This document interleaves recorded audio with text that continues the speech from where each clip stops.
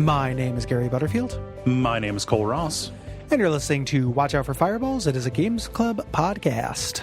And this week we are talking about Mass Effect, which is a third-person shooter RPG developed by BioWare and published by Microsoft for the Xbox 360 and PC in 2007. The first of two parts.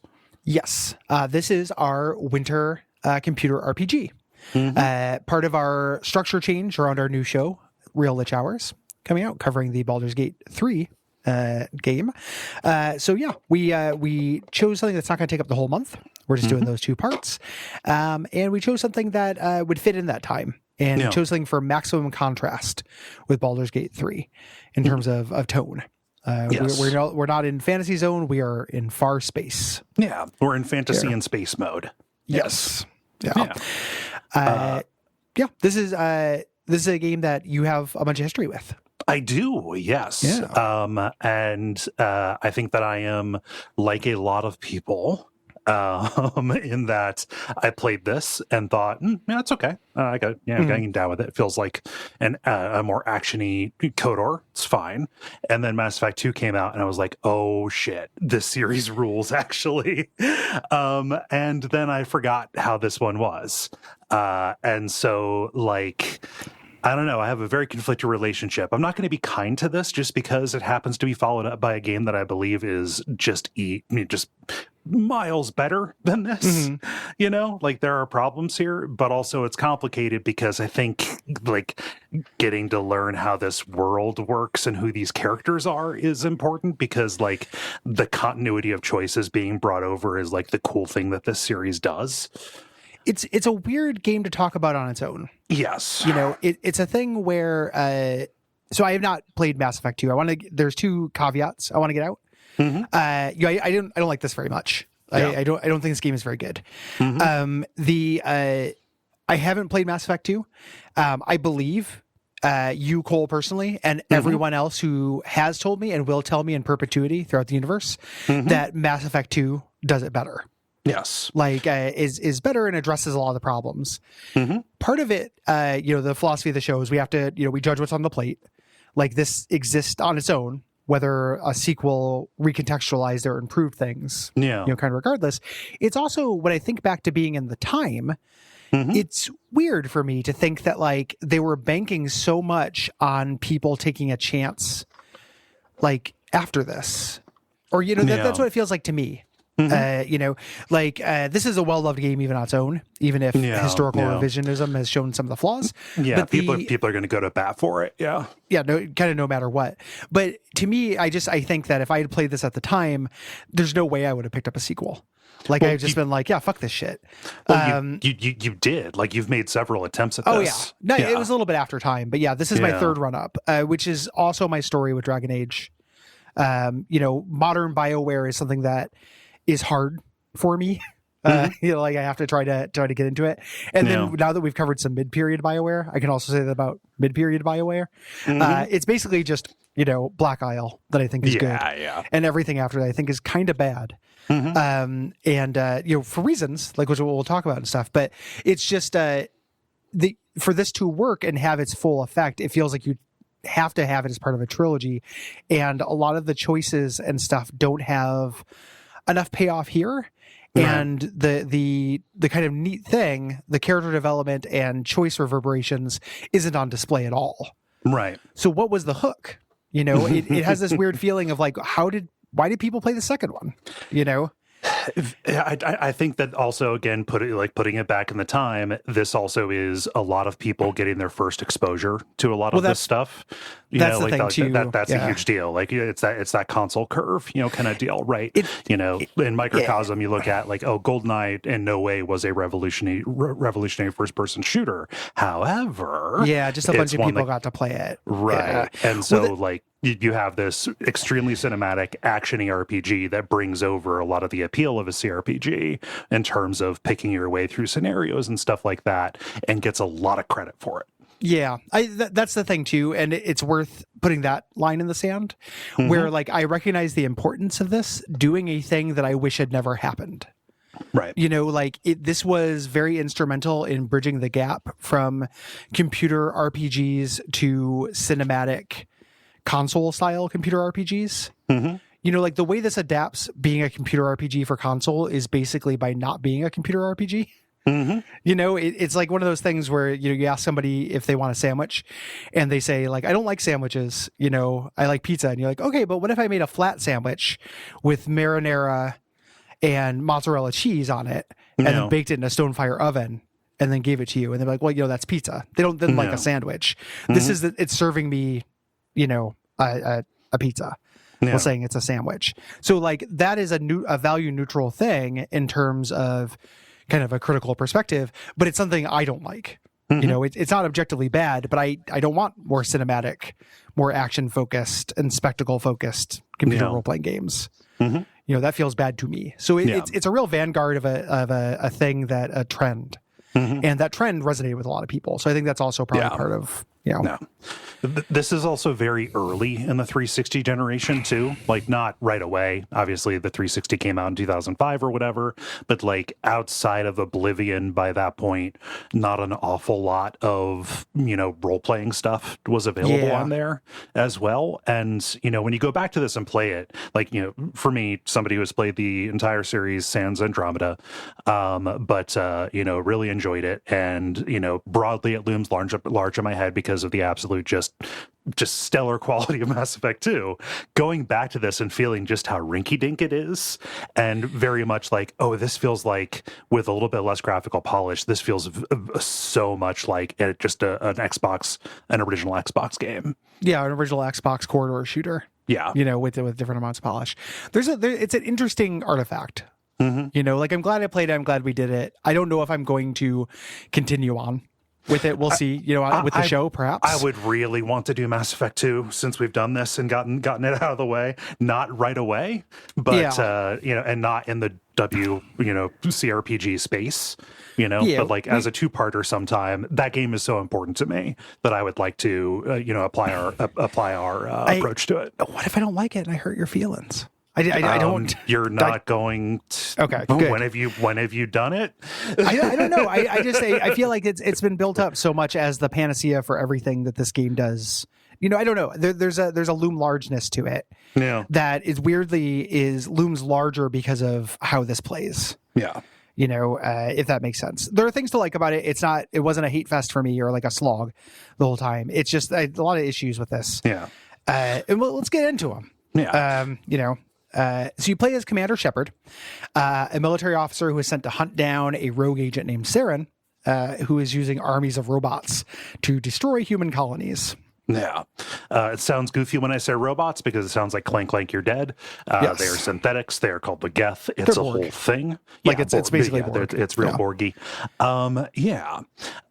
And you do this in this very well-defined setting. This is a world that was obviously worried over and put together. And the basics of the setting are, in this nearest future, humankind discovered this technology on Mars that enabled them to travel faster than light, utilizing this principle called the mass effect, getting to use these FTL nodes called relays to join galactic civilization. There's this big space station that nobody understands at the center of everything called and they the still Citadel. decided to camp out at. Yeah. Like this came with monsters. Yep. This work building has little creatures we can't talk to or interface with. Yep. But fuck if we're gonna not, use it as the center of our civilization. Yep. Yeah. But everything is presided over by this council, think Space UN, with 3 very cranky people on it, representing 3 of the races there. Yeah. Yes. We'll talk about the political posture of this game. Yeah. A little bit later. So the council has an arm of extra legal Jack Reachers. Yes. There's an entire Bourne identity zone called the Spectres, and the Spectres are McBain. Right? Like they're given free reign. They get to solve problems. You know what? They get results. And you are the first human Spectre, apparently a big deal. Yeah. And the idea is because of this, it's kind of a test run where humanity might join the council and have a voice at the UN, the Space UN. Yeah. Humanity relatively recently arriving on the scene. Humanity also being a very clear stand-in for Americans. 100%. And there is absolutely, at least in this game, but throw the asterisk on everything I say, because if this gets subverted later narratively, like I believe you, but it just got to judge what's on the plate. This game proceeds as if that is inherently an injustice and the council is wrong about everything, regardless of what choices you make. Yeah. The council is just there to be a wet blanket. There is no deconstruction about humanity or anything that maybe they're right. Yeah. No. This is not that game. It is this game, at least Mass Effect 1, a deeply patriotic game. And a deeply conservative game. Which is weird for a very Canadian studio to make this rough Iraq War parable where there's very there's very clearly a bad guy and we have to throw all the rules out to go get him. This is more patriotic and conservative feeling to me than any Call of Duty game I've ever played. Yeah. Like this is just, you got to do it for Earthlings, Earth first. Even when you are not being a jerk and being explicitly an Earth supremacist, everyone around you is behaving as if that would be your goal. Yeah. There is no questioning that that Earthlings don't deserve this just by right of being Earthlings. Right. That is a weird political thing in this. And it was the thing that made me bounce off it the first time I played. I was just like, fuck this, in that one, I was trying to be diplomatic and was still running into that stuff. In this run through, I played through as an asshole, which made me more racist, but slightly more interesting. Yeah. A horrible trade-off and the worst Tinder profile you've ever read in your life. It's definitely more present in so to give a series overview thing, it's definitely more present in this because you are directly working for and butting up against the council. In 2, you are on the margins, basically in the terminus systems away from the center of power for this. And then 3 is very much like going around and rallying every resource that you have in order to fight off the invasion of the true big bad of this, right? Yeah, so like fight the blight. Like Mass Effect 1 is this weird like post 9/11 relic that is very dissonant to go back to at this time. In addition the council to are just cartoons. Like they're so comically shitty, and then they're malleable because they act the same way towards you whether you make a good choice or a bad choice. Like they don't have opinions; they're just reacting negatively because that's what the story needs at that point. Yeah, for them to be assholes. And this also runs into the sci-fi / fantasy problem of entire other species are represented as monoliths. Yeah. So like, and who will just go up and tell you about themselves, like as the first thing they do. It's very funny. Like it'd be just I just sit there and be like, oh, hello. Did you know that people have my amount of Irish heritage? Do this, unprompted. Right. Like, yeah. Oh, gosh. All of that plays into a sense where this world is very developed, I think, in terms of like a source book way. It does not feel real to me, even remotely a little bit. It feels so much like this is a dramatic construct to resound around the player. to like wrap around the player. And just the idea that regardless of what I do, characters will have the same reaction. Like I get a choice of what I will do, but it doesn't matter. The council is going to, damn it, Shepard, no matter what I do. Yeah. It has this intensely artificial feeling for me. That kind of undercuts, like it makes it a beautiful world, but it doesn't feel like it's in motion or real even a little bit. Yeah. To me. It's a little late for this, but if Mass Effect is a game or a series that changed your life, we're not here to fluff it. Yeah, exactly. It's probably worth considering this. Like I said, I don't like this very much. I objectively don't think this is very good. I think this has a lot of problems on all levels.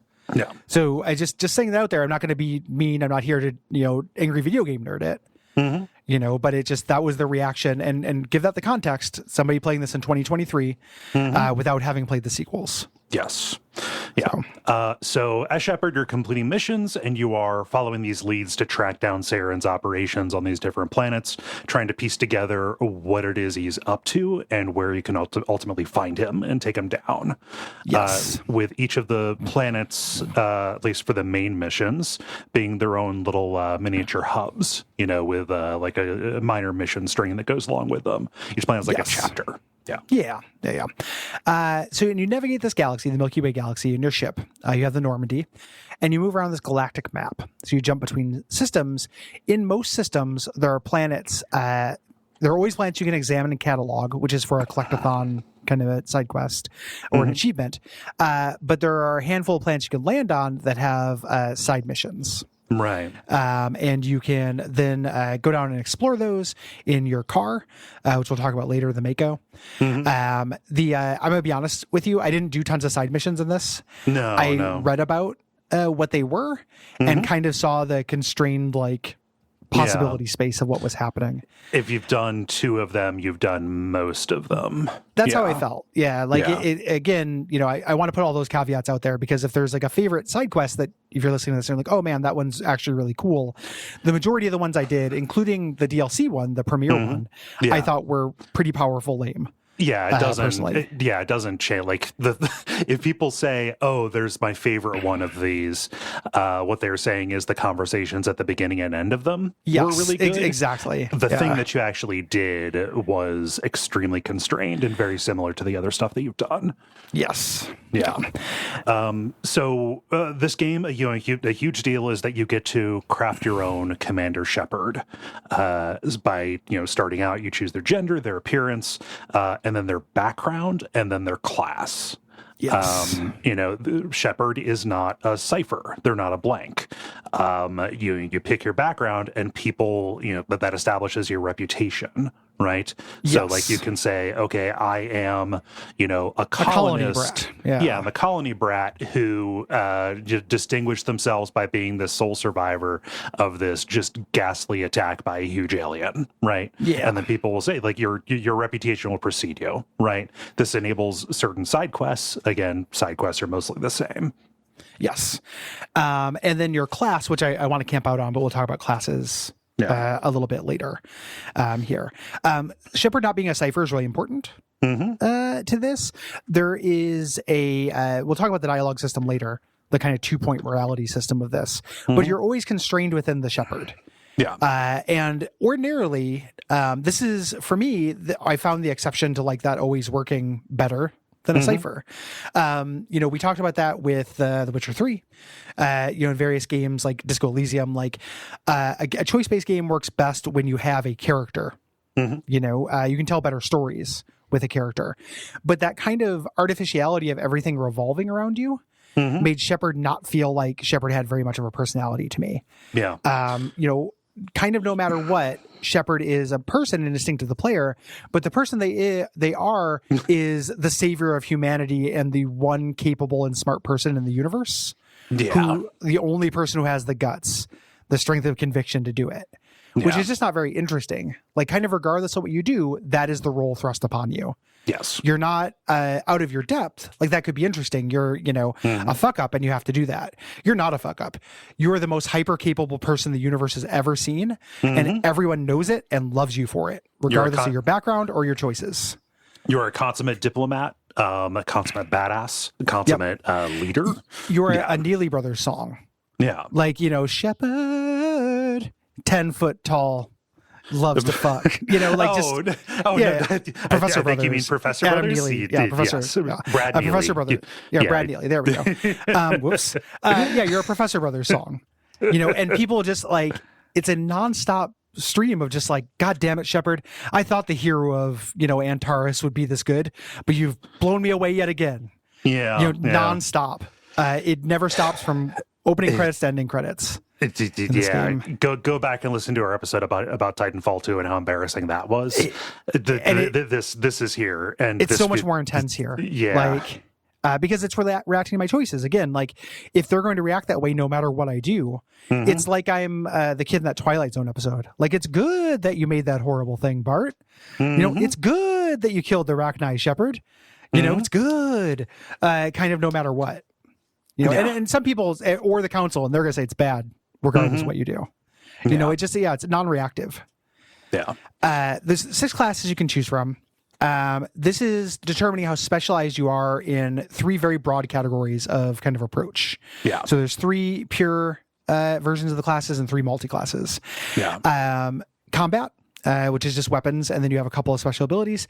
Tech, which is electronic magic. For lack of a better word, and biotics, which is gravity powers. Yeah, biotics is the force. This is, and you can get those 3 domains and those 3 hybrids. Yeah. Of that. There's not, when I talk about this not being very much of an RPG or very much of a CRPG, there aren't very many options for these. You don't get very many powers in this. The difference to me, that flavor between tech and biotics is there are 2 kinds of magic that affect 2 different types of targets. Like you have machine enemies and then everything else. Yeah. And you have magic that can affect machines and magic that can affect everything else. Yeah. But also the magic that can affect everything else will still pick up and yank around a Geth. Yeah. Yeah. Yeah. You have the Omni magic and the tech specific magic. Yeah. And between all of, for each one, you have like maybe 4 abilities, 4 spells you can cast. Like it's very anemic. Yeah. This little bit. Because you're choosing this, you're choosing one of these classes. You have one of each of these companions that are each of the classes. 6 companions. We're going to talk about that later, but there's a powerful kind of like knock-on effect for this, at least for me, where if you want a balanced party, which I was most successful when I had a balanced party. Yes. Right. That determines which companions you choose. Yeah. If you want to have a balanced party. So like I wanted to play as a biotics specialist. I was like, okay, a mage will be most interesting. Which sticks you with Talia, great, and fucking Ashley.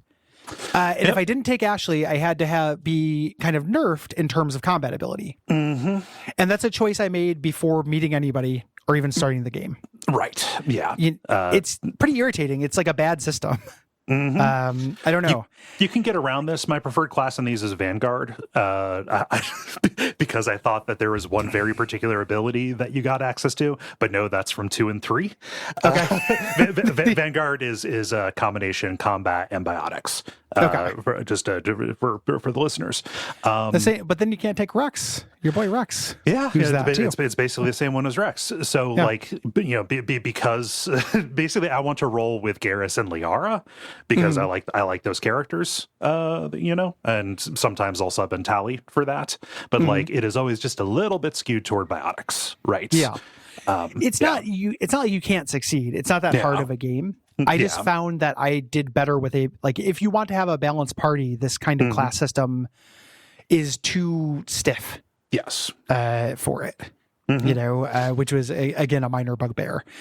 If I didn't take, I didn't like Ashley, I still ended up taking her because I wanted somebody who was good at shooting to get through these combat encounters faster. Yeah. It was not a very role-playing inspired choice. In terms of armchair shit, the way to get around this would be to have them, be able to respec your companions or have just this not be as sharp a divide. Yeah. There's still overlap between all of them. It used to be in the original version, each class can only use certain weapons. Yeah. At all, even just use. In the remaster now, which we're talking about for this, you can use any weapon, but you can only gain points in specific weapons. Yeah. Yeah. Which is cool. better than the alternative. Like, it would be awful. Yeah. If you couldn't do that. Yeah. But being able to use every weapon, I'm mostly just for my companions stuck with their specialty. Just because I didn't want to have to manage inventory, 5 different weapons for each of these people. I think that the game wants you to use all the weapons, but that felt very strange to me. Yeah. I also just used a pistol for myself, and it was powerful the entire game. Yeah. Powerful and good. Like, I had one shotgun person and one assault. Or one, I think I also had a pistol person with Talia, but when I was still experimenting, it was just like, I just want to have one of each weapon. I need to stop there. It's Tali, not Talia. Tali? Yeah. Okay. Not Talia? Yes. Nope, not Talia. Tali. Okay. Yes. Okay. There we go. If we want to be formal, Talizora Naraya. Yeah. But, and we do. Having forfend. I have insult somebody's space girlfriend.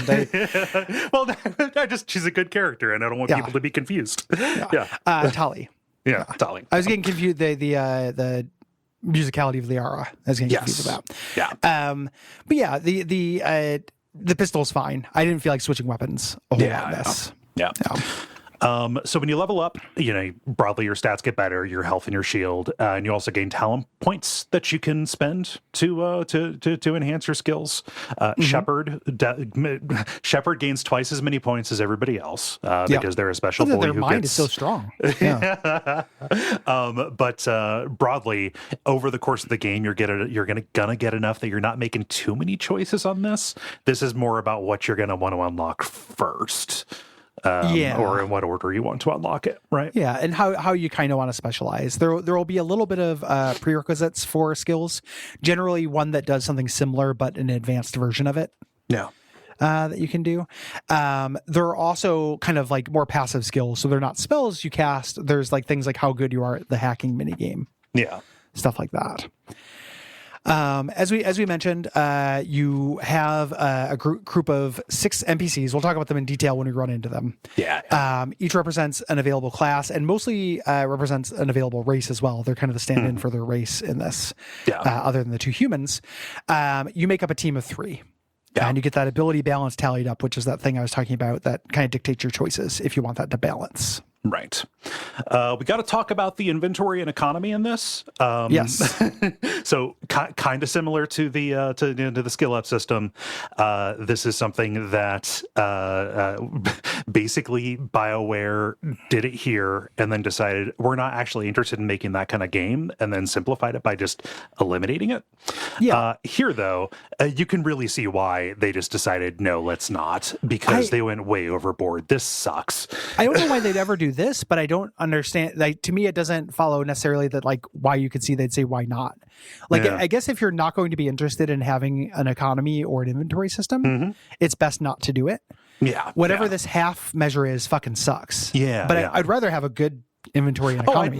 I'd much rather have a good inventory and economy. Yeah. It's just when I say like, oh, they eliminated it to its benefit, it's something people complained about when they eliminated it, but they very clearly decided we want these just to be shooters. Yeah, and there's merit in deciding what your limitation is. The way they square the circle of making a console style computer RPG is to not make a console style computer RPG. Yeah, and the series, my understanding, is more of a trajectory on that. Yeah, it becomes less and less RPG like as it goes, and this game is barely an RPG. Right. The economy in this is very bad. The inventory system is very bad. You can't like just pull up your inventory. You go to an equipment section where it's pre-sorted by slot, but you get a little splash update for everything you've picked up since last time you looked in it. That makes it seem like opening it up gives you a bunch of daily login prizes for some reason.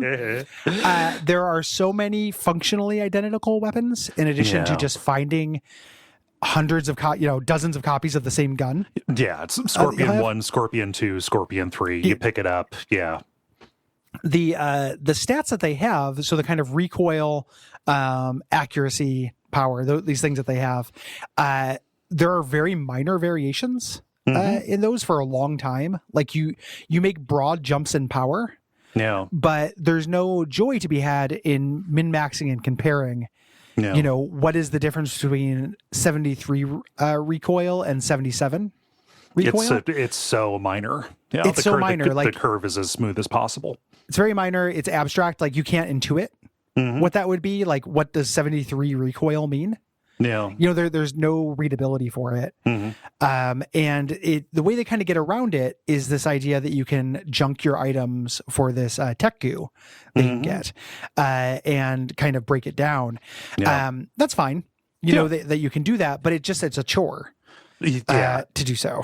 In the Legendary Edition, it is much less of a chore because they raised the inventory limit. In the original, like, it seemed like every half hour you were needing to go in and say, like, oh, I've got way too many, you know, Harrier 2s, you know, so like I'm just going to go and junk everything that I have that's below level 3 or something like that. It's not like the interface for this is really bad too. It's like really weird. It's one narrow strip. Like the list of items is one narrow strip at the right. Like the vertically, it only displays like four individual items. Yes, because they have to have like a bunch of rows of information about them on there too. So like you're scrolling up and down just forever to like locate any number of these things. It's very bad form from a UX perspective, and it just adds this like level of friction on top of an even thicker level of who the fuck cares. Who the fuck cares is the biggest problem for me. Like, if fiddling with it was rewarding, I would put in the friction, you know, for it. But like, the two most damning things I can say about any kind of inventory system is one, it was never exciting for me to find something. No. In this game, you never do a quest and then get a thing and be like, shit, that thing looks badass, because it has an abstract name with abstract stats, and the curve is so smooth that it might be a little bit better, but you're never going to get something cool with a cool ability or anything. It's the do you bend down to pick up a penny problem. 100%, you know. So never feeling good at getting treasure, which is something is video game fundamental, like feeling good about a reward, and then it feeling like a pain to open my inventory. Like, I just wouldn't swap things out because it didn't seem to matter that much, and it was a pain to do.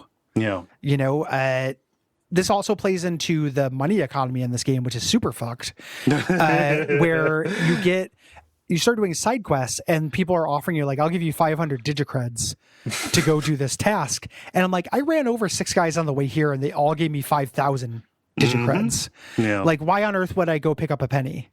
It is a nonstop penny picking up thing. And the weird thing is that BioWare never really got over this. Oh God, like, no. They love it. Like, there's so many fucking bad design, like, habits that are codified here that they never fix. They love it. To them, this is not a problem. They're like, yeah, no, this is great. Cool. And it just drives me nuts. I don't know why nobody is trying to find something fun to do with this. You know? The Omni Gel, the goo that you can duck things into, another thing that is a funny game design thing. This can be used to repair your ship, which makes sense, but it also lets you skip a mini game. Like, it's like, we're not going to make the mini game cool. We're going to say, if you collect enough doodads, you don't have to do it. Are you my fucking mom, or are you a video game? Like, why are you bribing me with not having to do chores? Why are you giving me chores? You're a video game. Like, so this made me feel like I was losing my goddamn mind. When you think hacking minigame, you think, okay, they want to put a skill check in front of this thing to see if either by your skill at playing the game or by how you invested your points, are you going to be able to get past that and be rewarded for a choice that you made, right? Or further, like, next level. You know, if you're looking at the TikTok that shows the different levels of skill, make it a resource to do it. Like, you're going to be exposed while you do it. Yes. You know, are you safe? Like, do you have to worry about your environment? In both of those cases, I think that requires a certain amount of rarity. Pretty much, I would say 90%. 9 out of 10 of the things that you interact with, not just like, you know, panels to open a door, but like chests with items that you might be able to pick up. All of them will prompt this, and it is like on the console. It's Simon. You're playing Simon. It'll flash a sequence of buttons, and you have to press them in that order. And if you fail, it just kicks you back out, and then you just have to start again. There's no penalty. It's just a chore. In this fucking world, to lift up the toilet seat, you have to do this. It is a nightmare to live. On the computer, it's a different minigame. And I give it mild credit for being what I haven't seen, before. It's kind of like Frogger. Yeah. You move a little arrow from the outer ring to the inner ring of a thing while obstacles move past. Mm-hmm. So you play Frogger every single time you do this. The thing, Frogger and Simon, both fine games. No. You know, I just don't want to do them hundreds and hundreds and hundreds of times. No. About 2/3, I wish I had done this way earlier. About 2/3 the way through the game, I fired up Cheat Engine and just gave myself unlimited Omnigel. So I wouldn't have to do this anymore. Like, what is left to show me? What is there left to learn? Nothing. From doing this. You know, not a thing. Like, very misguided. And again, they still do this now. BioWare loves this shit. Yeah. Let's talk about the combat. Because I've got a bone to pick with this as well.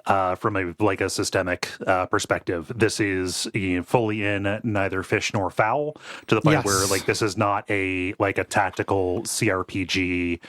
Choices in combat matter, and you're making very important decisions at a granular level. And also, this is just a very bad shooter, even in the enhanced version. I've never played a game that so badly wants to be a mediocre shooter. Than this. It is third person, over the shoulder. You control Shepard. Your squad mates are controlled by AI. Pretty crappy AI, even in the enhanced version. The AI is so bad on both those. I mean, so on basically on everybody. Your AI is going to run out into the open. Your AI is going to get in my way. They kept blocking shots with their body. Yep. They're going to it was hilarious. I would hear gunfire and would oh wait, are we under attack? The AI would have noticed an enemy through geometry and just was aiming at it through the geometry, before the encounter. Trying to tunnel through the wall. Yeah, just firing up into a ramp. And it's guys, this is Clown Town. You guys have to have object permanence. Yeah. I don't understand why Shepard, the most powerful, smart, and special person in the entire galaxy, is surrounding himself with these fucking numbskulls. Yeah. We got the Keystone Cops. Only one of them's a cop specifically, but the Keystone Cops of this, Shepard and the Stooges. Yeah. The enemy AI, they're pretty much just going to run out into the open and try and get at you. This runs into both the mediocre level design, that is built around this cover system that is just barely half implemented. If you take cover, you will be stuck to the object, and the enemies are not designed to interact in a way to try and get around and flank you. What they're going to do is they're going to run up to you as close as they can and fire at you point blank, no matter what. Yes, no matter what kind of enemy they are. Yeah. So when we talk about one of the things earlier, all of the things in this that bother me infect each other. There's a consolation. Yeah. When I talk about the skill system, being very limited, part of that is because your enemy types are very limited. Enemies behave the same way. It's just whether they're mechanical or not.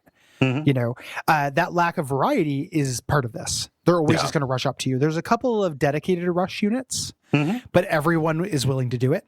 Yeah. Just kind of walk up to you in terms of flanking. You have grenades, but they don't have grenades. And even that would be a fairly generic way to get you out of cover. Yeah. So generally, it kind of reminds me of playing Gradius or not Gradius. Galaga. You were in cover at the bottom, doing cover shooting until eventually one of the ships decides to come down and swoop at you. It's a little 3D Galaga. Every encounter has so many enemies in it. They will spam people at you like fucking mad in this game. The end of this game is fucking out of control. Yeah. Which is how many nameless soldiers you shoot down. The cover stuff you talked about, it is a bane of my existence that the industry luckily got over, which is sticky cover. Where every once in a while you just accidentally oh my god, and then get sucked into the wall. Or you have to get out of the wall because somebody rushed you and your guy won't. Oh, my back magnets. Yeah, my back magnets are stuck. Damn it, Shepard. We knew when we installed those back magnets, you were the only person in the universe who could handle it. It's really rough. Yeah. It's just the level design. You walk into hallways that are full of waist high things. You're well, shit, I guess this is time for this. And if the enemies knew how to use them, that would be one thing. They don't. This is the thing that I just, every encounter feels broadly the same. There are too many of them and they last way too long. It wears out its welcome super quickly. Yeah. Initially, I remember playing this and enjoying that because the hybrid was novel to me, but now that is no longer And I also thought I was going to get more superpowers and shit to do. Yeah. Because this is kind of ostensibly almost an RPG, your shooting is not just your aim, it's also tied to your stats. Again, this doesn't matter that much though, because you're not doing any kind of turn economy. Like, you fire as fast as you can press the button, and you just have to wait for cooldowns. So like, even though each individual shot is a die roll, the consequences for failing a die roll is nothing. I shot 10 times in the amount of time it would take, to do a thing. So it doesn't matter. I never felt accuracy in this game. I would get a weapon with improved accuracy or put on a mod that would have improved accuracy. I never noticed the difference. No. Yeah. You just click it at the enemy's heads until they die. Yeah. It's also important, like the way a gun feels in a game is a big deal. Everything feels like the most weightless pew pew kind of like pea shooter kind of thing. Yeah. No matter what. I had a thought maybe the shotgun or sniper rifle would feel better, but I wasn't spec'd for them because of the character I chose. And I couldn't switch to my companions who could use those weapons better, since they're always AI. Yeah. So this is real time with pause, which is weird. You deploy your powers by pulling up this radial menu. This will pause, and then you can aim around, scope out the situation, pick out your targets, and then deploy that power. There's like a cast animation and stuff. Oftentimes, you've got to work that in, factor that in. This is fine. I like this as an idea because you're not just doing it for yourself, you're also doing it for your squad mates, directing their powers. Yes. You can also set them an AI, like how much they're going to use their powers. Very, very rare that I ran into limits on this as well. Like something would be in cooldown from time to time, but it was never a very serious inconvenience. So I just told everybody to go nuts. And they basically handled it. I did not need to take control of my companions to beat this game on normal. Right. It was unnecessary. The thing about aiming is you aim from your perspective. So you end up having some depth perception issues, I found, where it looks like you are aiming at somebody, but they are far away and you're behind cover when you're doing this perspective. So you're not really getting them. This is wish casting. I understand the technical limits. This whole game would have been better from overhead. If you paused and then could just have an omniscient view of the battlefield. Like, make this a squad-based tactics game. That's a huge wish. It'd be more fun. But if not that, at least let me move my cursor around and leave my body when I'm selecting targets for things. I mean, the compromise would be just make this play like Coder, Yeah, which I also don't want, I guess. Like, I don't know. I wanted to play like Shadowrun Returns. I want to play XCOM. Yeah, you want everything to play like Shadowrun Returns. I do, because it's a better combat system. Yeah, it's good than this. So I don't know, the powers thing. Like, eventually, I got used to it and figured out how much of my cursor needed to be on the enemy. For it to actually affect them. What needs to happen is it needs to differentiate between, like, okay, are you locked onto this enemy? I believe it does this in 2 and 3, but it'll differentiate if you have issued the command to target an enemy versus target a location. Exactly. It doesn't show a difference between that, and because you're behind cover looking down a hallway, a lot of times those two things are confusing. Which you'd think would be kind of a cool friction, like you can miss. But there's nothing else happening. Like, if I don't get out this gravity magic, what am I here for? I'm just here to do pop, shoot. It's not. It's the only bit of interest in these combat scenarios. You can also command your squad mates to like reposition and stuff. I never really did that either. Their AI sucked. If I told them to leave me alone, they still wouldn't do it. Tali kept stopping following me. Like, getting distracted, like, I don't know, thinking about her dad or looking at her phone and stopped following me. Like, they just were hopeless, everybody around me. I did not manipulate them because they were not useful. And also, there's not like an awful lot of like very difficult tactical situations where it matters where they're standing. Regardless of what you do, they're going to stand in your way anyway. They're just going to kind of be out in the open. So, and there's also not very many tactical situations that require different approaches. There's not a wide variety of enemies in this. There's not nothing. But they don't require. The main thing that differentiates enemies in this is approach, how much of a priority they are. If this guy is a rocket launcher, I got to take him out quickly. But he doesn't behave that differently. He doesn't require different tactics. He just requires focusing fire. Yeah, your weapon types handle like you'd expect. Shotgun feels like a shotgun, etc. The big distinction here is that there's no ammo system. There is an overheat meter. Yes. So your weapon has kind of a cooldown. If you fire too many times without taking a break, then it will go into overheat, and you can't fire for a while. Yeah, it's fine. Yeah, I'm glad I'm not tracking ammo. Mm-hmm. There are grenades in this, which are very funny in lots of ways. One, the economy of grenades is very funny. Mm-hmm. You just find them when they want you to have them. Yeah. Is basically as far as I could tell. Like, I don't know. I never resupplied or anything. Yeah. And you whip them like a Frisbee. It's not just a Frisbee, it's a Frisbee in a vacuum where there is no friction and no gravity. No. It just goes straight until it's like a zip line. It's a high school physics problem is what this is. The grenades are here for the zip line. But they just go straight and you can detonate them in the air. You run into the depth perception problem with that, or they will stick and then they can detonate later. I pretty much just save these for large enemies. Yeah. Yep, except for the hilarious mission where you have to use the disabling ones, and they just keep you find 15 of them on your way back. Mm-hmm. Like, oh, great. Every character has a health bar in this, yourself and enemies. You can have shields as well. So every character has a shield. This is recharging health. Mm-hmm. There. You can also, if you're biotic, you can throw up a biotic barrier. Mm-hmm. There, which will just give you a more powerful shield for a time. Shield regenerate. You also have an emergency button that will put your shield back up. Status effects basically bypass shields. That was the main thing I saw. So like a toxic or poison effect would just bypass shields. And you can get better at bypassing shields too with certain weapon mods. Again, the game has no demand for this. Right. Just keep shooting. You'll just get through the shield. I can shoot 10 times. I'm just clicking the button. So it's the idea of speccing for like, I do a little bit less damage, but man, I get through shields faster is a false choice. Yeah, it's like, my pistol in this character, I'm going to mod that so it will, go through shields really fast. But then the shotgun is where they finish it off. Yeah. No need. Yeah. That all sounds like a video game and like a thing you could do. Not in this game. Yeah. Yeah. Yeah. You replenish your health and your ally health. You do like a heal all with a limited item called Meta Gel. Yes. I love the idea. It's a gel. Like everyone takes a break to rub everyone down. Just let your commander rub you down. Renegade choice. You look like you need a massage. You look like you need a massage. Renegade point. Shepard got court-martialed again. I get results.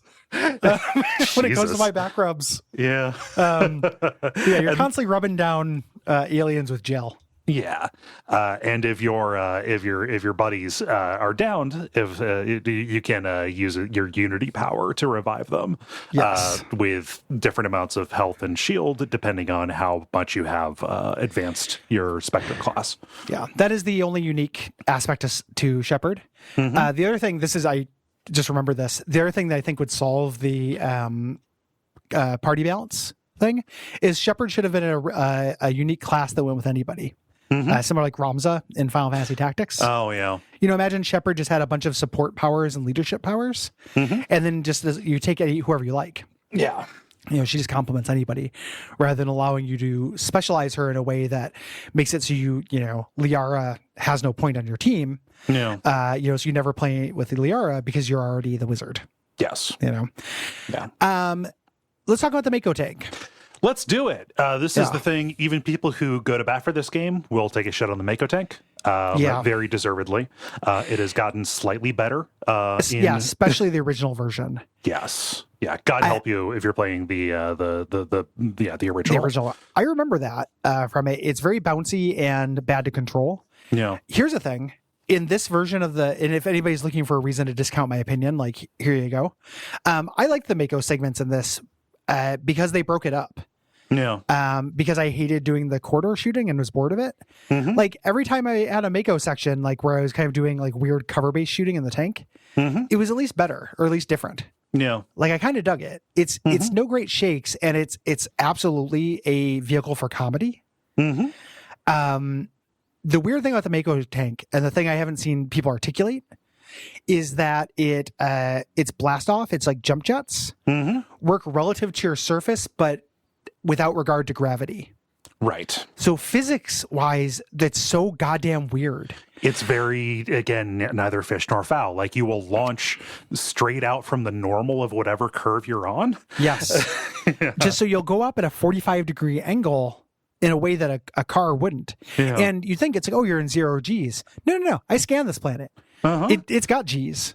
You know, there are plenty of Gs. It just doesn't work on Mako tanks for some reason. This weird little 6-legged, like, you know, Cybertruck that you drive around in, the gravity does not affect it. Yeah. You know? So you have these like jump jets, and you don't use them to get around. You use them to dodge missiles. In one of the cartooniest things that's ever happened in a game this serious. Like, it's super goddamn weird. Yeah. Yeah, it is. It is a bizarre thing. This was improved by having, I believe, a hover tank in Mass Effect 3. Mass Effect 2 just gets rid of it entirely. I would like these a lot better if the Mako did not move so slow, and if the areas that you were in were not so big and featureless. Yeah. And also because of the way the shooting in this works, I was never in any danger of the things that I was fighting, because you can just zoom in and nothing. There's no fall on anything that you shoot. So like before the enemy like health meter pops up, you can just blast it from basically over the horizon and deal with every threat that way. The only time I had any problem with this was fighting the sandworm thing. Yeah. The Dread Maw, that's terrible. Whatever.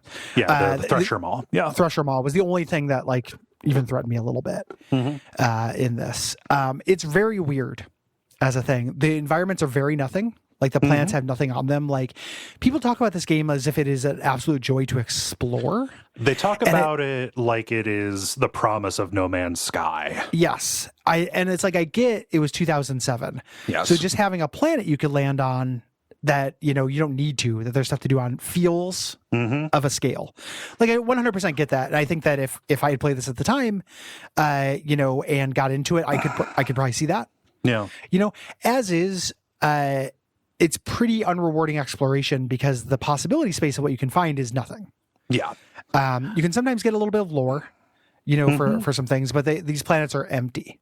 Yeah. Empty planets. It's pretty much like they just hit a randomize on some kind of app that makes like a Tribes 2 map with the featureless hills, and then put a couple of like trailers around on it. Maybe there's a corpse you can look at. The same trailer multiple times. Oh, yes. Yeah.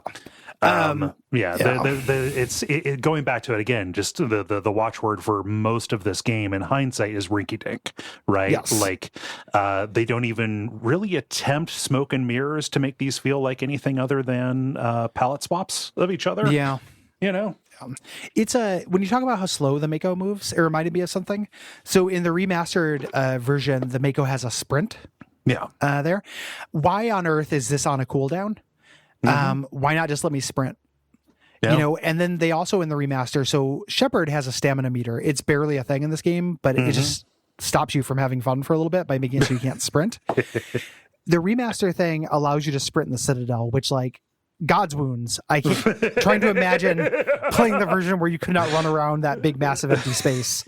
But because it's BioWare and because they're more interested in giving you a non-interesting chore, you can sprint for 3 out of every 10 seconds. Yep.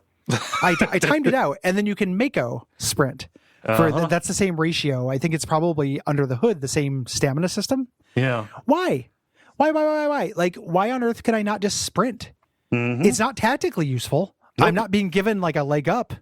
I'm not going to make the game easier by doing that. I'm just going to make it less tedious. Yeah. And it feels like the game is full of decisions like that. Yeah. Same thing with the again, using the Omnigel to get out of the minigame. Like we're not going to put our effort into giving you something interesting to do. We're going to create systems that allow you to avoid doing the things that are not interesting. Yeah. It's so goddamn backwards. I want to take BioWare and strangle them. Like, why are they like this? Well, they're not doing so great now. So. Yeah, I know. Time strangled them for me. Yeah. Honestly. A game called Anthem strangled them. Yeah. They were on their way. Yeah. But it is, it's vexing. Also Yes. vexing is, I mean, like people give Dragon Age 2 shit for reusing places. There are two maps that you go Yes. to if you're doing any of the side stuff. It is there is the flat facility that is like shaped kind of like a T a little bit, and then there is the facility with the big open warehouse with one room at the end, and then like a little balcony mezzanine you can go up to that has another room up there. That is the extent of the optional spaces that you can go to. Going into that second one for the premiere DLC, like I did the DLC for this thinking it was just a side quest. Yep. It was the first thing I did actually after I left the Citadel. Going to that and doing seeing that facility 3 times. Or maybe 4 times, like playing through it until the climax part, beating it and being like, oh, this is a pretty shitty side quest. I wonder if that's just the opening one to get me used to things. And then finding out that was the DLC you had to pay for, that you had to download later, that theoretically they could have put tons of work into, was a absolutely eye-opening experience. Yeah. Like, and again, just the way that this game doesn't really work in a vacuum. Apparently that DLC is just important for introducing characters that are important later. It's doing homework for it's setting the scene for movies I'm not going to see. Yeah. So somebody is out there saying, well, actually, this makes sense because so much of the facilities and housing would be prefab in in a society this size or whatever. To which I would say that's not an argument for making a worse game. Well, and also, if you accept that, there's imagination ways to get out of that. Like, what if they were, like there was a Mars quake or something on this planet, and parts of them were broken? Yeah. What if it had been overgrown with technology or vines? What if people customized them and put furniture in there? What if there was a poster? Yeah. What if anybody had art in this entire universe? It is a universe without art or diegetic music. Yeah. There's stripping. There's one bit with music that's diegetic. The only art that still exists is stripping in Mass Effect in this profoundly cultureless, barren future. And it's stripping. So big win for sex workers, which I support. Yes. So what people like about this is the dialogue and story system, the characters. It is fully voiced, even your main character. A first for BioWare, and again, a trailblazer and something I wish wouldn't happen. Dialogue is controlled with a radial menu in this. It's made for consoles. Yes. You can, it's not as limited as Fallout 4, but it's not worlds apart. I mean, it's a first attempt at this kind of thing. Like, this became the model for a kind of, for a kind of conversation system where you get the little preview and things of roughly the same sentiment or roughly the same spot. Like I'm not trying to draw a comparison because I know Fallout 4 came out way later. I guess the thing I'm saying is everyone hated the dialogue in Fallout 4. It has its roots here. Yes. It is not appreciably better. That is not really a bastardization of this. There are trees that are a little bit deeper here from time to time. Like if you investigate further, sometimes you'll get a couple of different options, but generally you're just choosing a posture. Yeah. Here. And it is part of this kind of 2-point morality system that you have. You can be neutral, or you can be professional or kind of mean. So Paragon or Renegade. Yes. Here. Yeah. And you get Paragon and Renegade points. It's not like a tug of war where your overall morality is, an average of all of the positives and negatives that you have. It's 2 separate meters that can fill up. You want to pick a posture and then go with it in order to be able to put enough points into charm or intimidate to pass speech checks. Later on. So if you're just like playing it down the middle and doing as many Paragon and Renegade things, or as many things at Paragon, or you're being neutral or whatever, you're not going to be able to pass these speech checks because like how charming you are is pinned to the number of how Paragon you are. Yeah, how polite you were at different points. It is a maddeningly basic system. To me, the idea that you have to make these choices, but you're not really encouraged to role play. Because of that neutrality, it almost feels like the game would be the same if at the beginning you just chose Paragon or Renegade as part of your background and you just had set dialogue options. Like it is not a time for meaningful role play. I feel like I played largely as a Renegade because I wanted some spark of interest to things. I wasn't making a role-playing choice. I didn't like how milquetoast Paragon Shepherd was, just being a doormat. What this does is it does the classic thing that Fallout 4 got a lot of shit for, but other video games do as well, where you will say something and the little suggestion tag is not indicative of what you would say. Like, I would call somebody out for being rude and then say something very human supremacist in response, which was not my intent. Right. It's a way that this non-Cypher character goes a little bit far, where I not only felt like Shepard was a separate character, I also felt no connection to Shepard, or like I was really guiding a Shepard, because Shepard, all I was making was this very basic, do you want to be kind of rude or kind of nice choice. It is, I don't like it. The thing that stuck out to a lot of people was that this was not necessarily like good or evil. Like the renegade option in this, to commit is to commit a genocide at some point. But like broadly, it's like an idealism or cynicism kind of thing. Like, are you going to follow procedure, it's or are you going to be? The cop DNA in this game is stronger than Disco Elysium. You play a cop, you surround yourself with cops. It's all about cops. Yes. So do you want to be, McGarnagle, or do you want to be a by the book? Yes. Cop. Yeah. Broadly, that's what it is. And that was enough of a papering over of the cliche at the time that it passed muster. And to be fair, like the worst version of that, if it's good and evil, also sucks. Yes. See Jade Empire. Yeah. Who tried a version of it. See KOTOR. Which tried a version of it. Like, this is something BioWare is lousy at, but they are obsessed with trying to do. Yeah, and it's also like one of the defining features of the games that they make. Yes, is this idea that you are either a jerk or a good guy. This kind of does a little bit of a spin on that, which I'll give a little bit of credit for it. This game wants you to make friends. The primary, definitely something for me when I was playing this, and even here, going back and saying, like, I remember you, Rex.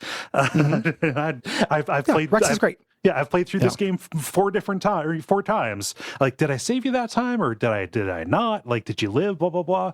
Like, you want to talk to these? I do. I want to talk to these people, check in, hang out on the Normandy, and go after every mission and see what's up. Get their reaction to what we just did. Learn more about their backstory, etc. Yeah. I think the companions in this are pretty decent for the most part, or like mixed. There are ones I liked, and ones I thought were pretty boring. Yeah. For it, but they're not, to me, it doesn't feel like best in class by any means, but I also accept that maybe added context and history with the sequels would make me like them more. Like, and they're also, from reading about it, characters who don't get development in this game.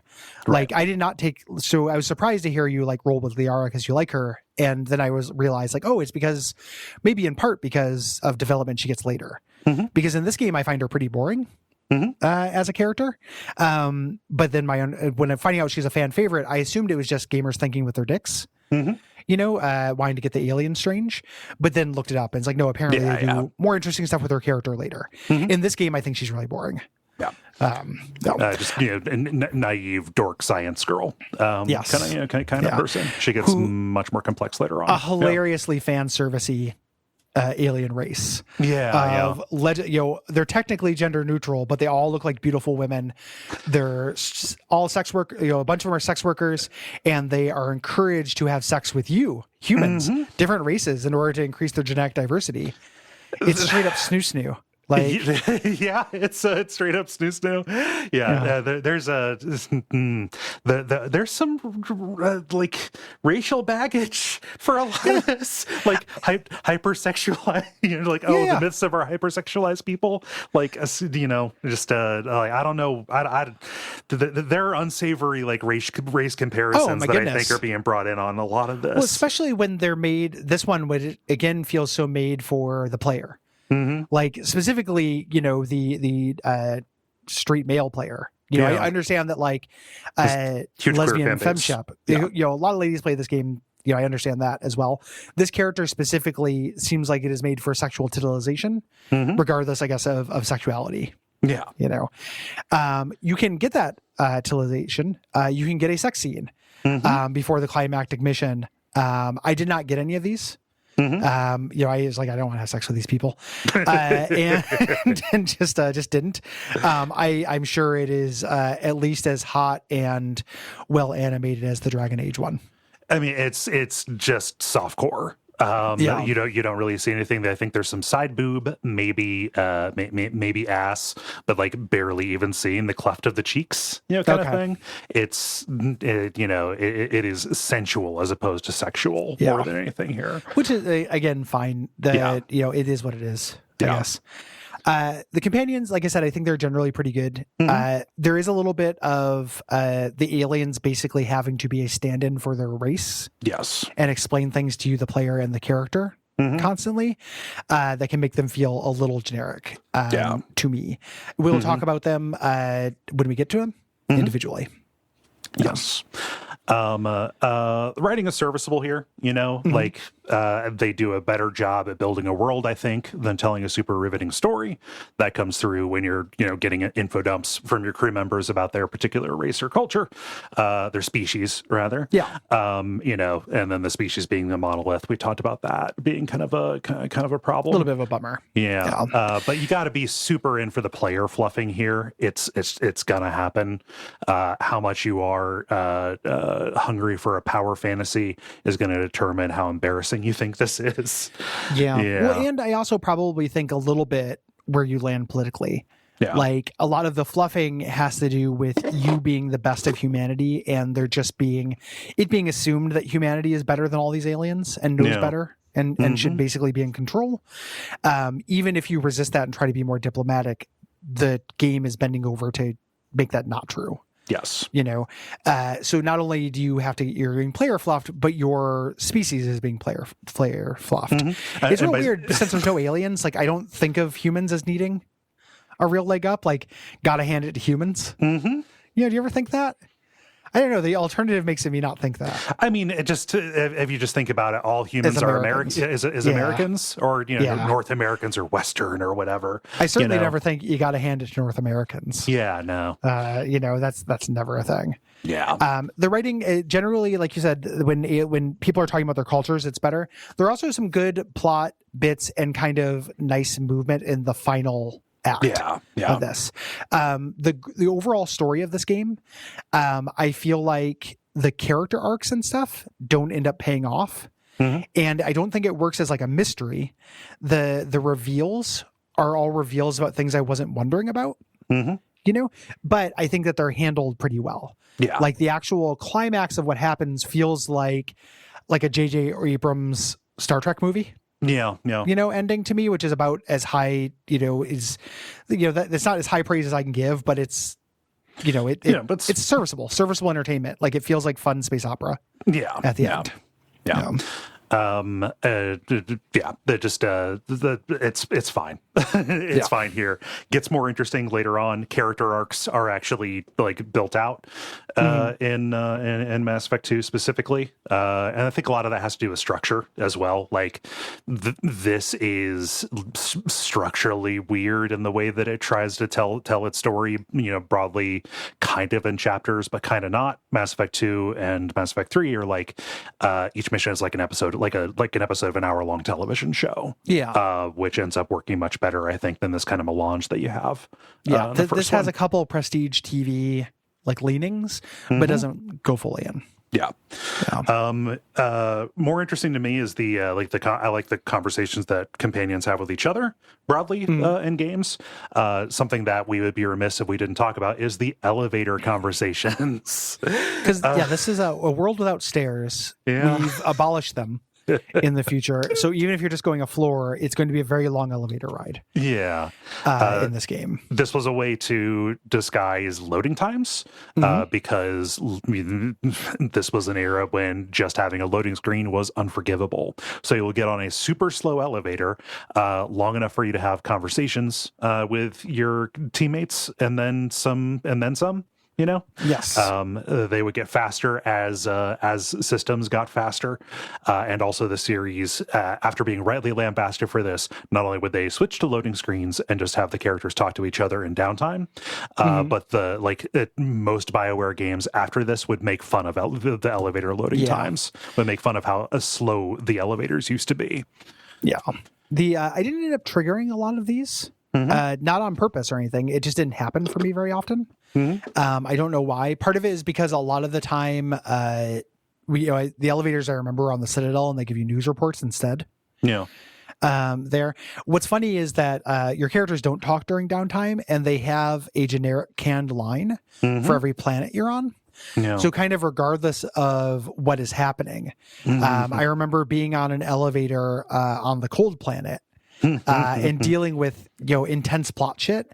Yeah. And everyone Garrus just kept saying, we don't like the cold. Like over and over and over. Right. No matter what was happening in the plot. Yeah. He just had a "we don't like the cold" button. Again, rink-a-dink. Yeah, it's a little sad for the company that does companions and dialogue. Yeah, like it's its watchword for it. Visually, the game does definitely show its age. The remaster doesn't even look super good. Character models are very funny to me. Everyone has a very, very slim waist, including Rex. Like Rex, who is like an absolute chode shoulder, is 100% rocking like a weird hourglass, like a cinched waist. Yeah, everyone's wearing a corset in the future. You get a digicorset when you leave the academy, and like you're fitted for it before you can join Space Navy. Yeah, I don't remember. Man, it looked so much better back then. Yeah. It's really hard to go back to, right? Like I just in my head, just there's so much Vaseline on the lens about like character, the facial animations and like the acting, and that's just it's just not here. And I just have to, say to myself, 16 years, 16 years, and playing the sequels. Yes. And see, and just kind of like remembering what was in the sequel, or just kind of compiling, a character and even a franchise into one monolith. Yeah. Like this, it is no judgment I have for anybody who does that. Like it's impossible not to. Yeah. I imagine just how memories work. Yep. Yeah. Dialogue scenes are also shot awkwardly, which is something that they fixed. Generally, everybody you're talking to is kind of standing in a row, or it's only distinct from the Bethesda angle because it's at a 3/4 instead of straight on. I love the dialogue that does happen in elevators when everyone gets on the elevator to stand like a normal person, and standing in a triangle formation, stock perfectly still, facing toward the door. Yeah, like don't look. Don't look. The on my version of the Normandy, it was generally a rule that you could jerk off when that happened, and nobody would look. Hey, I went ultra renegade. It's locker room rules. Eyes up, Commander. Eyes up, Captain. God, Shepard, you're so good at commanding me not to look at your genitals. Only you have the mind fortitude to stop somebody from doing that. Damn right. Go humanity. Woo! Credits. The one thing I would say the only unqualified win in this game for me is the music. That's so good. The music's great. Phenomenal.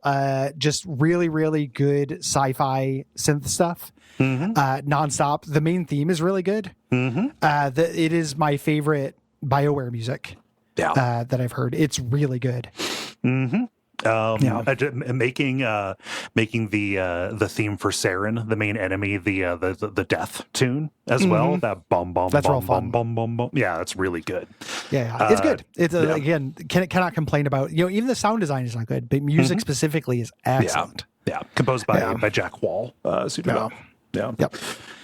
So this game began development in 2004 after the Xbox version of KOTOR was released, directed by Casey Hudson, who had led Star Wars Knights of the Old Republic. And it's clear. This very much feels like an extension of KOTOR. It feels like BioWare wanting to elaborate on kind of that sci-fi world, but also that structure of a game as well, but with their own IP. That's what this feels like. It's the same thing they did with Dragon Age. Yes. Like they did Baldur's Gate, originally, and they were like, let's make a Baldur's Gate with the numbers filed off and make it Dragon Age. They did that with this too. Yeah. BioWare's trick. They don't come up with original worlds. They can't worlds that exist who are there.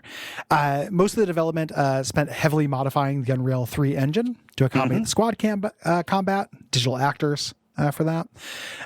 And this was conceived as a trilogy from the start. Which is, you can see that it's very important. It does lead to, again, that dissonance of like, this doesn't feel like it would hook me for a trilogy, but I'm obviously the outlier there. And people who stuck with it for the whole thing were rewarded. Right. here. Yeah. Yeah. Drew Karpyshyn headed up the writing from this. Started with the company with Baldur's Gate 2, was main writer on KOTOR, and I believe Jade Empire as well. Led a team, much like often happens with BioWare games or games that are like this.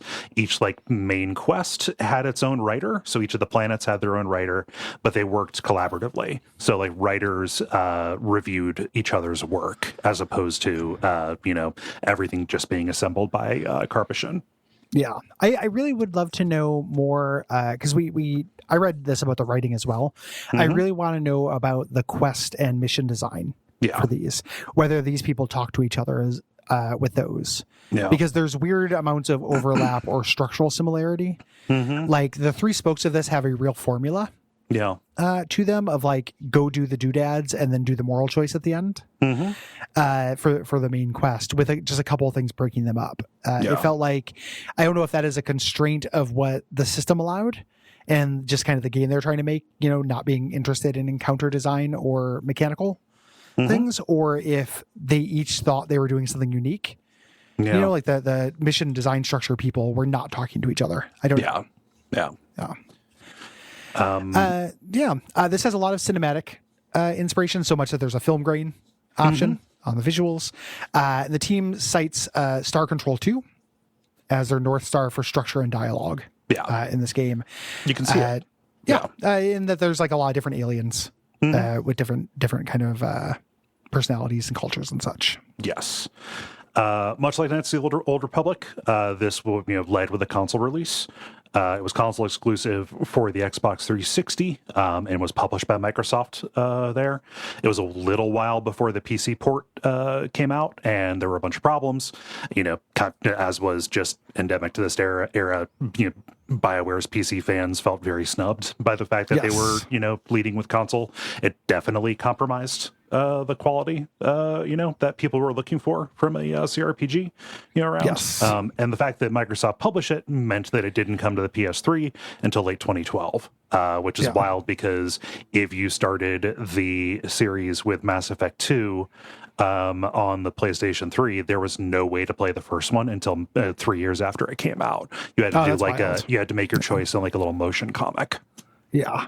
Turns out not actually to be that bad of a decision to go that way. Not having now replayed the first one. This got hugely critically acclaimed, wonderful reviews, tons of buzz. This is a cult loved game by people to this day. Extremely. Every time we do a con, there's Mass Effect cosplay. I've seen a lot of N7 tattoos.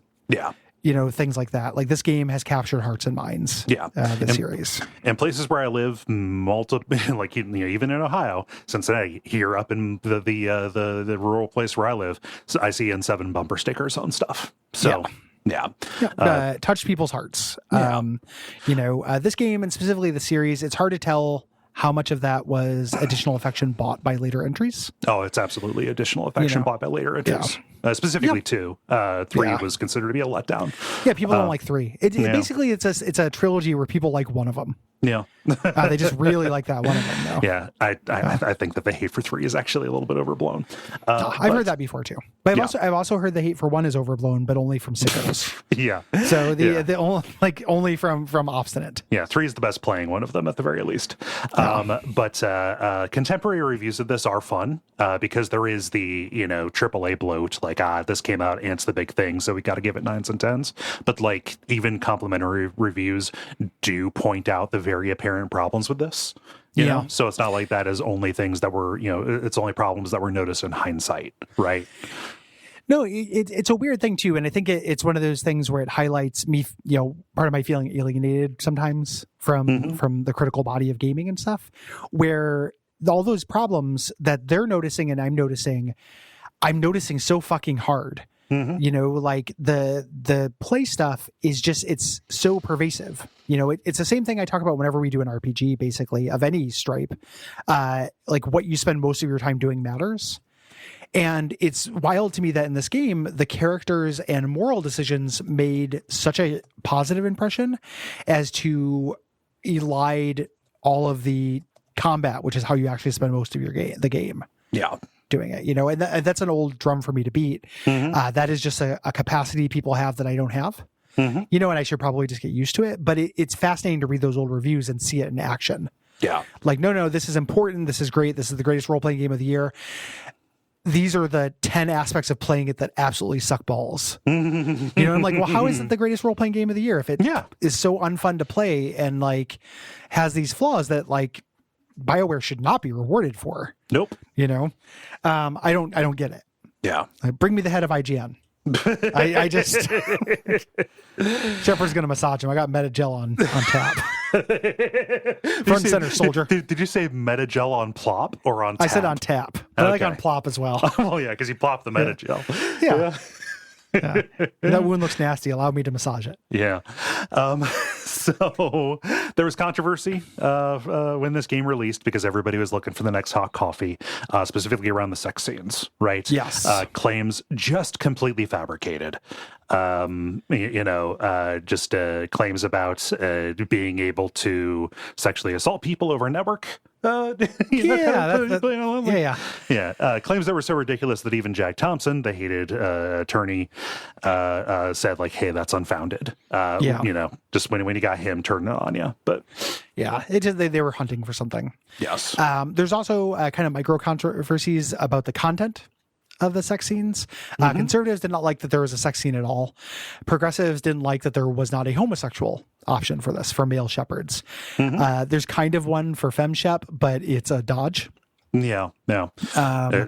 Liara's race have no gender, even though they're all beautiful women with the only difference is they have tentacles instead of hair. It is frustrating. I can imagine being frustrated by that. Yeah. Although I'm not touching you defense. there was a male homosexual version or relationship that you could have with Caden, the human male. If you have no standards. If you like your after sex conversation things, you want them to be about how much Caden likes online banking and how much time it saves him. You just roll off a Caden and he just starts talking about like, hey man, at first I was skeptical, but you just take a picture of the check and they'll deposit it right in your account. I got another headache from my biotics. Like, God damn it. Why did I get into this? Yeah. Fire you out of an airlock. That was cut toward the end, but it has been modded back in for folks. For Caden stands, he does get development in Mass Effect 3 if he survives this game. And you are able to romance him there if you wish. Yeah. You can wait 70 hours. If you wait the 70 hours, though, the fireworks factory will come for Caden. Ludicrous. Yeah, but this got the game banned in Singapore, not for lack of trying to get it banned in other places. Yep. 2 pieces of DLC. This is before DLC was good.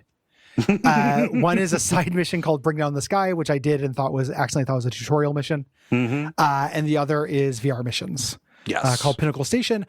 Pinnacle Station, they lost it. Yeah. They can't find the code. I hate when that happens because obviously it's a nightmare for digital preservation. But there's a tiny sicko part of me that likes it because it's so human. It's like, oh, we fucking lost the code. Like, it's like something I would do, not something an entire team with like resources would do. And it's always funny to me. Like, again, it's a nightmare. It sucks. Yeah. But it is funny every time this happens.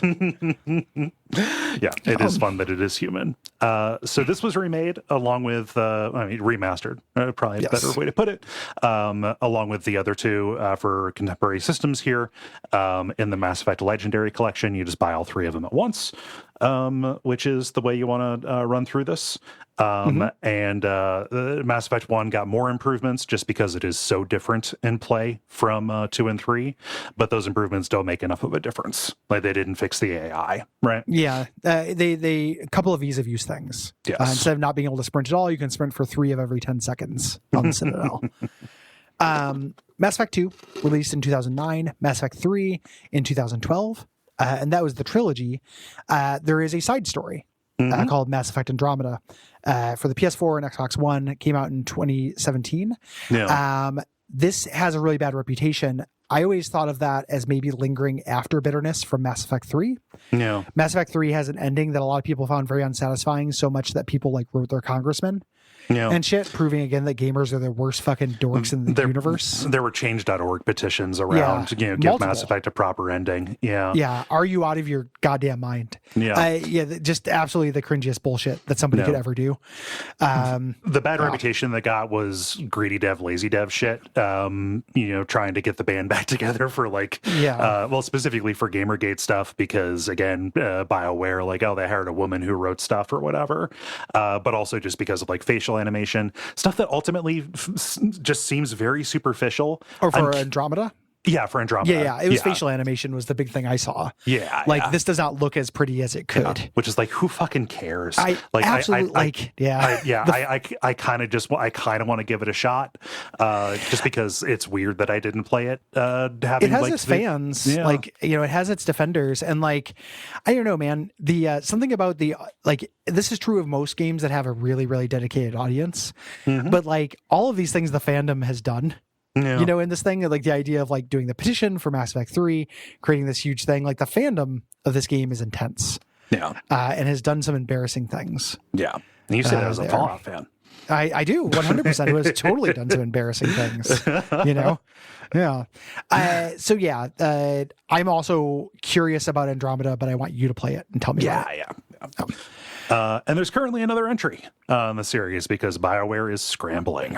Yeah, well, they're going back to the hits. Yeah.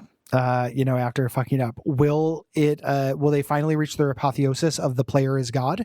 In Inquisition, the player was literally Jesus. Can they go further? Perhaps they can. I think that nobody beat Anthem, but if anybody ever got to the end of Anthem, it would basically tell you that you created the universe. So yeah, they love the player.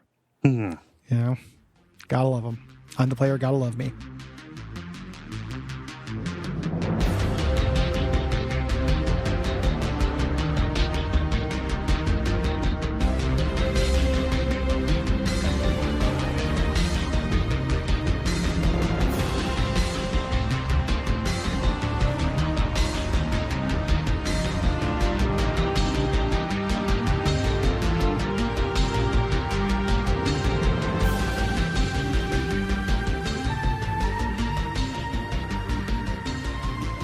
So let's get into it. Have an opening conversation. People, if Shepard's not on screen, people need to be talking about Commander Shepard. Regardless of what you do, they're the one person we need. Yes. For this. We have characters here. We have Ambassador Udina, Captain Anderson, and Admiral Hackett kind of arguing about whether or not, they will be up for the job, whether or not Shepard will be up for the job. Yeah. We'll meet these characters later on, but right now it's mysterious. Just kind of, just the high level deliberations about whether you're going to succeed, right? Yes. We get a little set up talking about basically how humanity got here. Again, finding those artifacts on Mars, revealing the alien technology that lets them take advantage of the mass effect. Right. Shepard walks up to the bridge of the Normandy and hits the Massey relay. We're introduced to Joker. Kind of a side character. He's your pilot, and he's something of an unserious man. He's a little bit of a joker. Yeah. He's very cocky. He's a very stereotype of this. He's cocky in the cockpit is what he is. Yeah. And he's very suspicious of Nihilus, the Grand Devastator, whatever, who is the Council Spectre who they have on board. Yeah, like why would they send a Spectre out on this, milk run of a mission, right? This is nothing. And why one named Nihilus? Yeah, turns that is such a good feint. Grimace Wormtongue. Yeah. That is such a good feint that Nihilus is only supplanted. Oh, Nihilus is actually pretty good. The one you have to worry about is the one that's named after nerve gas. Yeah. Whenever you're an evil Spectre, you have to have a name like that. Nihilus is solid. Nihilus is good. He's a bro. He's he got what came to him. Captain Anderson, who is voiced by Keith David. It is a shame to get Keith David here for this role. He does fine, but if you're going to get Keith David, you want the Welcome to Hell Keith David. all he does is talk about how good Shepard is. Yeah, the entire time. And I guess again the same way Sayonara Wild Hearts was a good way to me to fulfill Queen Latifah telling me bronze rank. I guess somebody wants to have Keith David tell them that they're amazing. That's me. And this Hi. is good for them. Hi. I'm sure. Yeah. Just name your character Cole. And or name yourself Shepard. Because Yes. that part's voiced. Yes.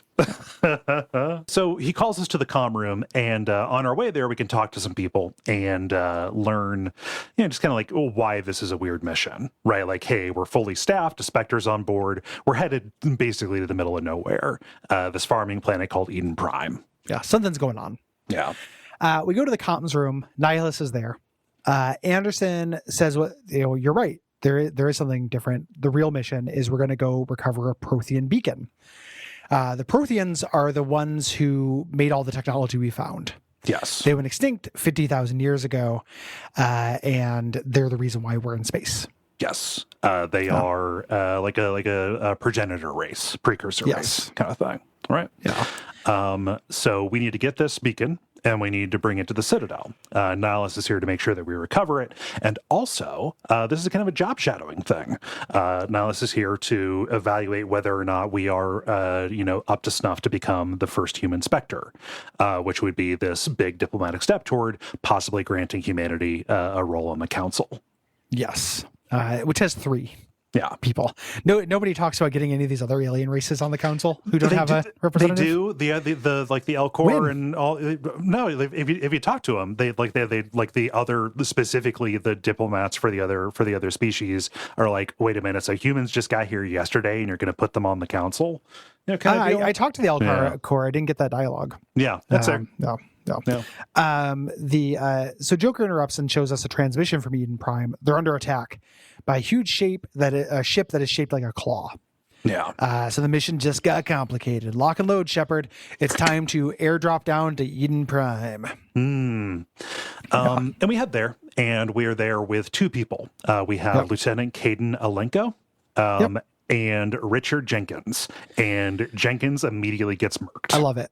It's so funny. The renegade options of this when you die, and they're just like, I can't believe we lost them. Let's give them a proper burial. I'm like, there's no time. Go.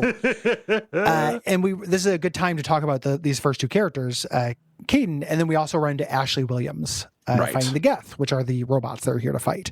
Yeah. They attacked shortly after the beacon was uncovered. Yeah. The game is doing a Final Fantasy 12 level mistake, I think, in starting you with the most boring characters. Yeah. Because they can't trust you with an interesting character. Mm-hmm. I don't understand that mindset. That when games do this, and this is doing it pretty intensely. Like, Dragon Age gave you Alistair, but that they also gave you Morrigan too. Well, and Alistair is more interesting than these 2 people. Oh yeah, I would say, and more charismatic. Caden is nothing. Yeah, I hooted and hollered later when Caden died. I can't handle him. He's so boring.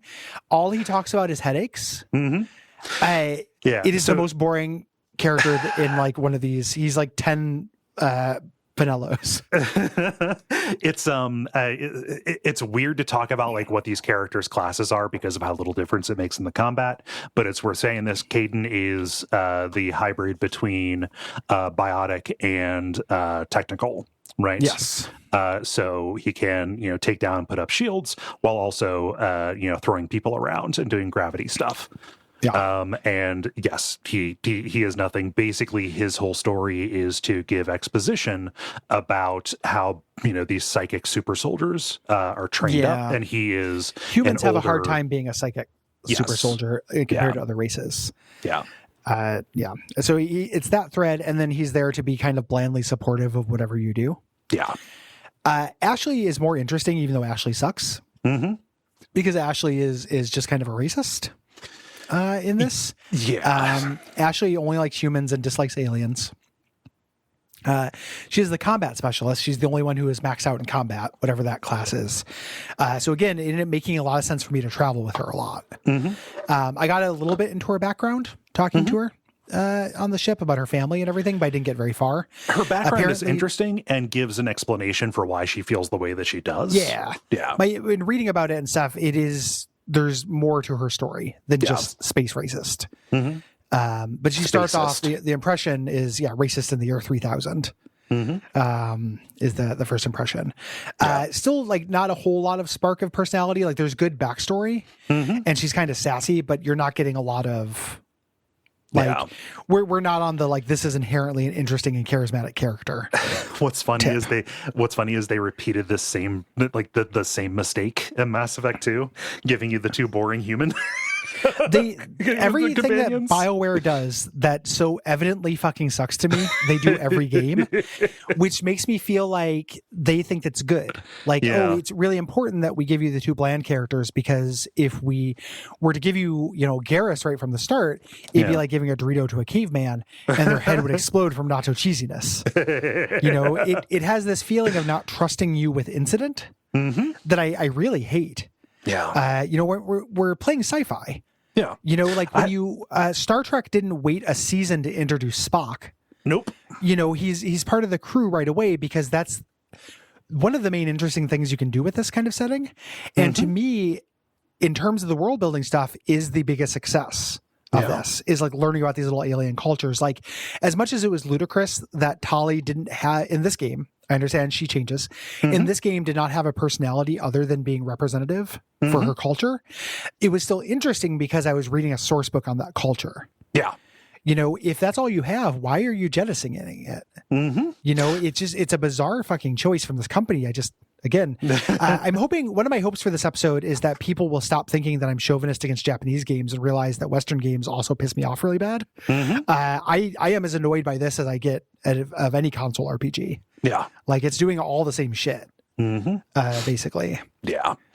It's a real problem. I mean, Miranda has a little bit more to her, but is still like, I'm not here to hang who's out. Miranda? In Mass Effect 2. Sorry. Okay. Yeah. I'm the human on this team. It's not, to me, the conception is always they're boring because they're humans. No. They're not boring because they're humans. They're boring because the only thing that is interesting about characters in this game are their races. And they chose none. They chose non-flavored ice milk. Yeah. They could still be interesting characters and be humans. Yeah, it's just the writing is not up to stuff to making one. Yeah. In this. Yeah. Because of the decisions they made. So this place is under attack by the Geth, basically ruining it. The Geth are they're synthetics. Is what they are. It is very remarkable that the Geth are here. The Geth have been primarily held up behind this thing called the Perseus Veil, kind of over in their own corridor of space. We'll learn more about their history when we meet Tali, right? But it is weird to see them, and weird that they are seemingly attacking and going after these artifacts. Right? Yeah. They're an AI, and AI are super illegal. Yes. There's a little weird subthread expected to be more of a thing. In that they have these bodies they put up on spikes that come back to life as zombies. And it's like, oh, okay, they assimilate. They're Borg. Only kinda. This doesn't show up very often. No. It does give you a kind of a new enemy type, but most enemy types act the same. These ones don't have a ranged attack option, so they just rush to you without waiting to rush up to you. Yeah, and when they die, they kind of explode in a burst of lightning. Is what it is. Yeah, they're put up on these things that get called dragon teeth. Is what this is. This kind of huskification. Yeah. The beacon has been moved. We get there, and we run into some scientists. One of them being this little guy who is like a prepper. Guy, telling us about the attack. Yeah. And because I was being an asshole, I pressed them to see if they were smuggling and found out and stole their equipment. Because we needed it, requisition it. Yeah. The beacon is a data store. Yeah. Bigger than the one humanity found on Mars. This is a big deal because that was the one that gave them faster than light travel. This is basically, possibly going to jump technology of the universe ahead hundreds of years. Yeah. It's a huge deal. And so as we approach the spaceport, where that's the last place we saw this beacon, we get a cutscene, and we see that Nihilus, who is a Turian. Turians are kind of like avocado men. They're pretty hard to explain. They're space orcs. Yeah, in a lot of ways, like that is, and Krogans being space ogres. They're tall, they're strong, they have chitinous skin. Yeah. They got fucked up mouths. Yeah. But we see Nihilus, who is talking to another Turian Spectre named Saren. And like, hey, what are you doing here? This isn't, why are you deployed? And Saren kills Nihilus. Yes. And the only person who sees this is, somebody who was traumatized by the attack. Yeah. A smuggler who I threatened to arrest. We fight our way onto this hover train. We're kind of going down the cars. This is where they use all of their level design budget to do anything interesting here. Yep. We get a cutscene where Saren tells the Geth to set some charges to destroy the colony. Yeah. There. So we have to disarm all the bombs while doing the fighting. In this is where you run into a little problem with the map. Yep. The map does not account for verticality. Not at all. Even a little bit. So if something is above something else, like this isn't a Doom level, but your map basically treats it like it is. Yeah. Things can be on top of each other, but it's just going to show one dot on your map. So this didn't fuck me up here. There's one, I can't remember the names of the planets. One of the spokes is very confusing layout wise, I think. Yeah. And has this problem a lot. Yeah. You're thinking of Pharos. Yeah. Yeah. But yeah, you go disarm the bombs while you fight some more Geth. Right. And then you reach the beacon once the Geth are taken care of, and it activates. And it starts emitting a bunch of energy. And Shepard says, "Wait a minute, this is my prophecy." Jumps and throws Caden out of the way so she can take the blast. Yeah. Think about your headaches, Caden, and like knocks him out of the way. It's so you played as female Shepard too, yes. right? By using okay, yes, that is the only option. You have Jennifer Hale doing a very good voice performance with her.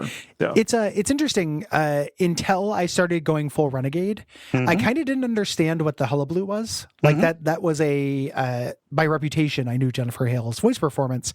If you're just playing straight up, it's fine. Like it's certainly not a bad voice acting, but it doesn't feel any better than anyone else in the game. It just feels very flat.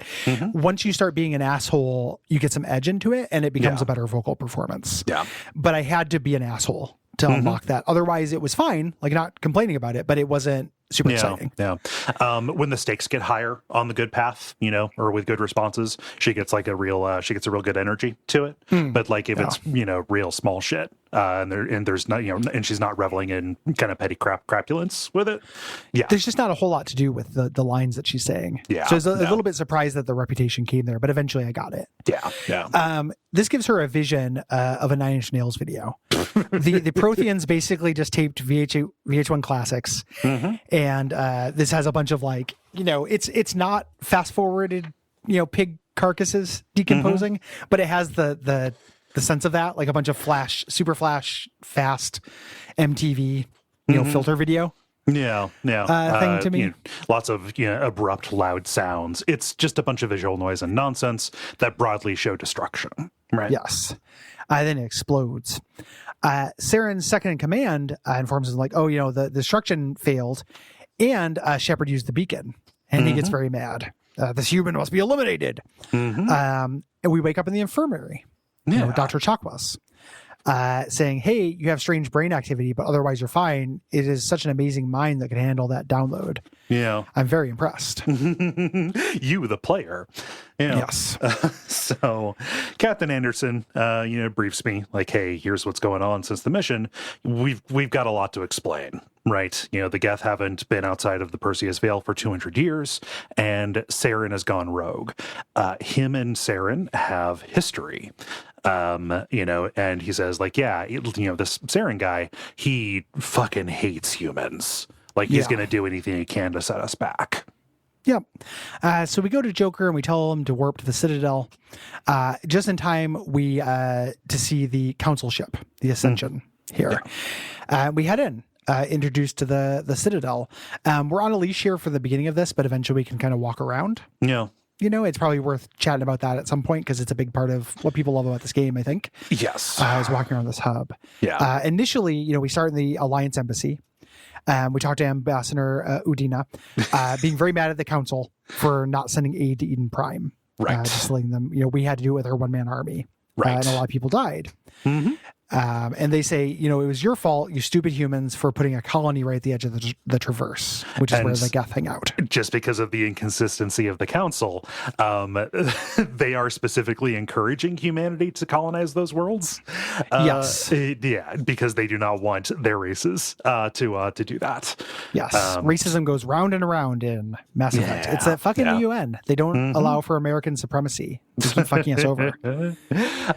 But man, Ambassador Udina sucks. He really sucks. He has a very hard to place accent. Yeah, it's mostly like he has the accent of it's not exactly the EPA guy from Ghostbusters. And I was sure, yeah. He's like a real sniveling, like petty evil bureaucrat kind of voice. Yeah, Shepard, I can't believe you've done this to me, rats. Yeah, he does. He's a little snidely with Flash. Very very EPA guy. Yeah. Yeah, I really love it when I hear an accent I can't place. Oh yeah. And just kind of a fun little puzzle. Mm-hmm. And the council is also, I mean, again, this game, the council are pricks. Mm-hmm. They're wrong, and regardless of what you do, they act like idiots. Right. Their position is to be the chief that doesn't care about results. Mm-hmm. So they're really slow walking the investigation. They're like, no, Saren couldn't have done that. Mm-hmm. But we'll check into it. Our security, CSEC, they'll look into it. You need not mind. Just basically handing it off to the local cops on the Citadel to investigate this thing. They've got no jurisdiction on it. Yeah, they do not believe it. Yeah. Yeah. So we need to go meet him in the Citadel Tower, not Saren. Mm-hmm. Meet them for our audience with the council to kind of debrief them. To explain what happens. We can kind of explore here. We're in the Citadel Presidium, and we're in the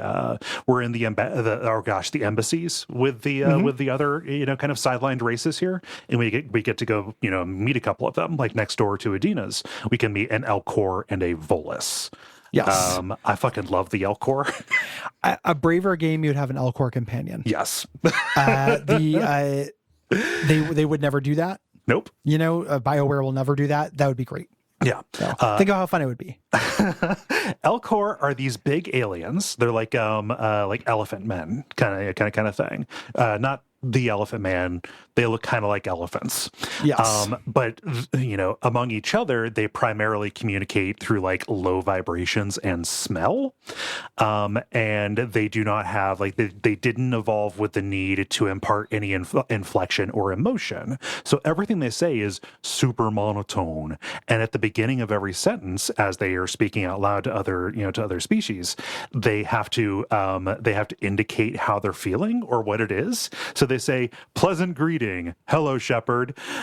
Yeah, they have to tell you their tone. Wary rejoinder. Yeah. Yeah, it's like communicating online. Yeah. They don't have inflection and stuff. I found these guys pretty charming. Yeah. These guys are fun. Again, I would want an Elcor companion. The ad for the all Elcor performance of Hamlet. Yes. Very funny. I love it. That is a good idea. A good and funny joke. Yeah. Like them. Less of interest but cute are the Volus. These little fat guys who live in pressure suits. Mm-hmm. They're the economic guys. You always have to have a Ferengi. No. They're the money guys. Yeah. They're super resentful. They say, hey, we drive the entire economy, but we're not on the council, and humanity's coming in here and doing all this. Yeah. Yeah. I guess now I do remember that. The Elcor chides him because he's talking to Shepard. Yeah. You go into the consorts building as you're going around. There are like little quests you can do. Little side quest. The consort is something of like a space sex worker who also will just like talk to you and cuddle, which I understand regular space or regular sex workers will do as well. We're technically in space. Yeah, we're technically in space. Or we'll just give you advice. It's kind of like an Omni service. It's real.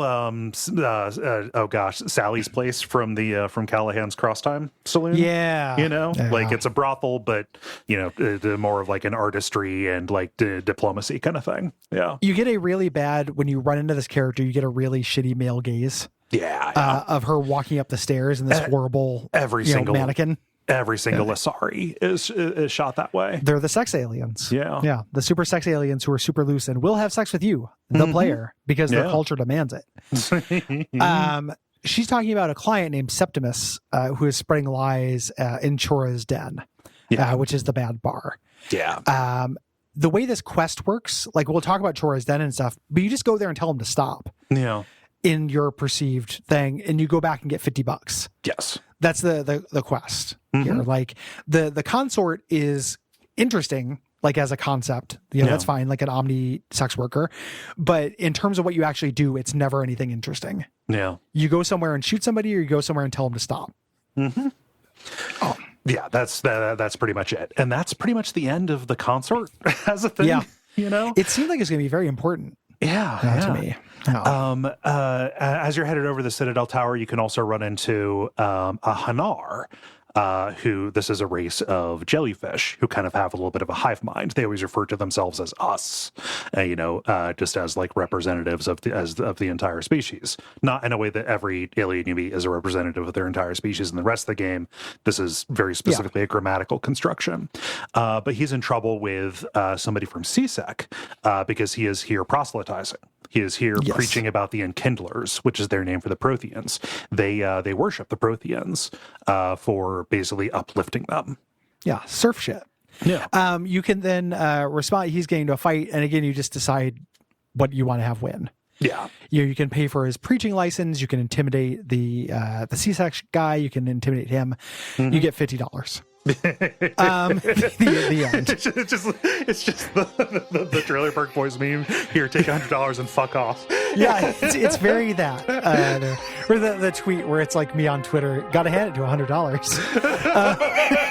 Like, that is the Shepherd way. You just got to hand it to $100. Yeah.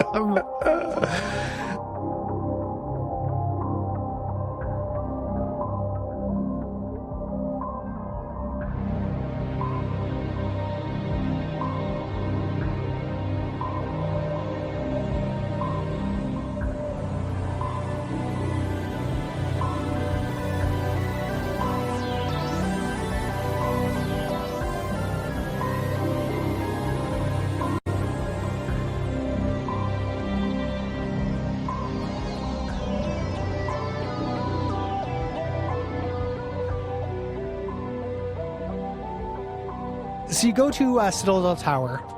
We see a CSEC officer arguing with a Turian named Executor Palin. Mm-hmm. The CSEC officer who's arguing is Garrus. Yeah. Who's investigating Saren on his own. And the investigation was squashed. Right. We're going to get him as a companion later. And he's a good companion. He's just a cop. Yeah. But he's charismatic. He reminds me actually a lot of Alistair in that way. Yeah. He's just part of the law enforcement faction of the world and gets by on charisma. Yeah. It's not like there's any a really cool concept to him. He's just a cop. He wants to do things off the books and doesn't want the red tape to get in the way. Mm-hmm. Yeah. That's not a very original concept. He's just really, really charismatically performed. Yeah. And his he does get development in a way that other ones do not within this game. Like you get to steer him into. He's also the only companion I think that has a dedicated loyalty quest you can do with him. Yeah. But there's two of them. There's two loyalty quests. There's Rex's armor as well. Oh yeah, is the other loyalty quest. But this is kind of before they codified those. Yeah. But you get to decide whether you encourage his dirty, hairy ways or not. Yeah. Again, it is one of the more cop games that I've ever played. Yeah. We are concerned with other cops follow the rules in doing their justified cop work in this game. Yeah. So we go and talk to the council. And they, echo this, concern about hey, we're not going to look into Saren, Ambassador Edina, we're going to reject your request to have Saren removed as a Spectre, because there's no solid evidence. We have this eyewitness testimony from a dock worker, who okay, so it's a he said, she said kind of thing. But also Shepard is actually trying to introduce a dream as evidence. Yes. And the way the game, I talk about this game not pausing to consider their perspective that the council is right, basically ever. Mm-hmm. This is what I mean. All you can do is rage at this, even if you rage politely. And your captain, who fucking loves you, your hype man, and the ambassador is this is outrageous. Mm-hmm. Not really. Yeah. There's nothing outrageous about this. You are entering a dream into evidence. Mm-hmm. It's ludicrous. But then of course you're right. Yeah. You're the one sane man. In this. Yeah. You convene afterwards to complain about it and decide, listen, we have to go behind the council's back to find the evidence we need. Yeah. There are two leads here. CSEC and Garrus's investigation here, where we need to find a suspended officer named Harkin to kind of start that thread. Or the lead is Bar Levon, an agent for the Shadow Broker who might have information. Yeah. I did the first one. You did? After you do that, if you go to the second one, it just says there's no need. Yeah. It's I was like, I I want to check that out now. Yeah, I want to learn about the Shadow Broker. Yeah. Then they say, basically, your character will say, there's no need to go here. I'm like, okay. Yeah. So you pick your way. There are some people you can talk to around the Citadel Tower. You meet a Solarian. Solarians are these like quick-talking, tall, lanky frogmen. The nerd aliens. They're nerds. Yes. Yeah, they all have voices like this. Like it's a whole race of Ira glasses. Like I know he has the deep voice, but they're nerds. They're space nerds. And we find him. His name is Chorban, and he is scanning one of the Citadel's keepers. These kind of techno-organic spiders that maintain the Citadel. Nobody understands them, and it is against the rules to get close to them. And we're all cool with it. Yep. We just decided to base our civilization in this place with monsters. You can get this quest through a different way. You can talk to Volus, who in CSEC, who says that this guy is screwing him over and pays you to go protect him, like to kill him. You find out they are actually just in a fight. And just, it ends the same way. You get $50. I mean, seriously, like they just say, you can do this if you want. Scan these guys for us. There are a lot of the side stuff in this is collecty. Yeah, it's kind of weird. Is that and cataloging planets and stuff? A surprising amount of this is go and scan all the doodads. You can also run into Conrad Werner, who is your fanboy. Just say, oh gosh, I heard about you. Finally, somebody who is talking up Shepard. somebody who recognizes how special Shepard is. God, I've been waiting this whole time to be recognized. Yeah, but oh gosh, huge fan. Wants an autograph of so he can impress his wife, and just you can talk to him and be reinforced. He shows up again later, and then you can also run into Emily Wong, who is a journalist who is investigating corruption on the Citadel. You can run little errands for her. If you want to.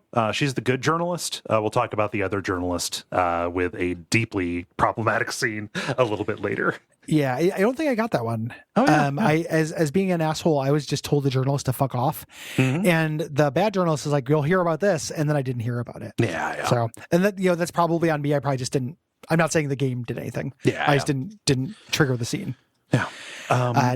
Let's talk about the Tell leads. me about this lead, because I didn't do the Barlavon lead. So I wanted to see, because the Shadow Broker is a thing, I wanted to see what was present in this, because I forgot how the Shadow Broker was represented here. So Barlavon runs the bank in the Presidium, and you can go and talk to him, and he'll give us information for free, which is unusual because of the circumstances here. Saren actually betrayed the Shadow Broker, who in turn hired this Krogan bounty hunter to go after him.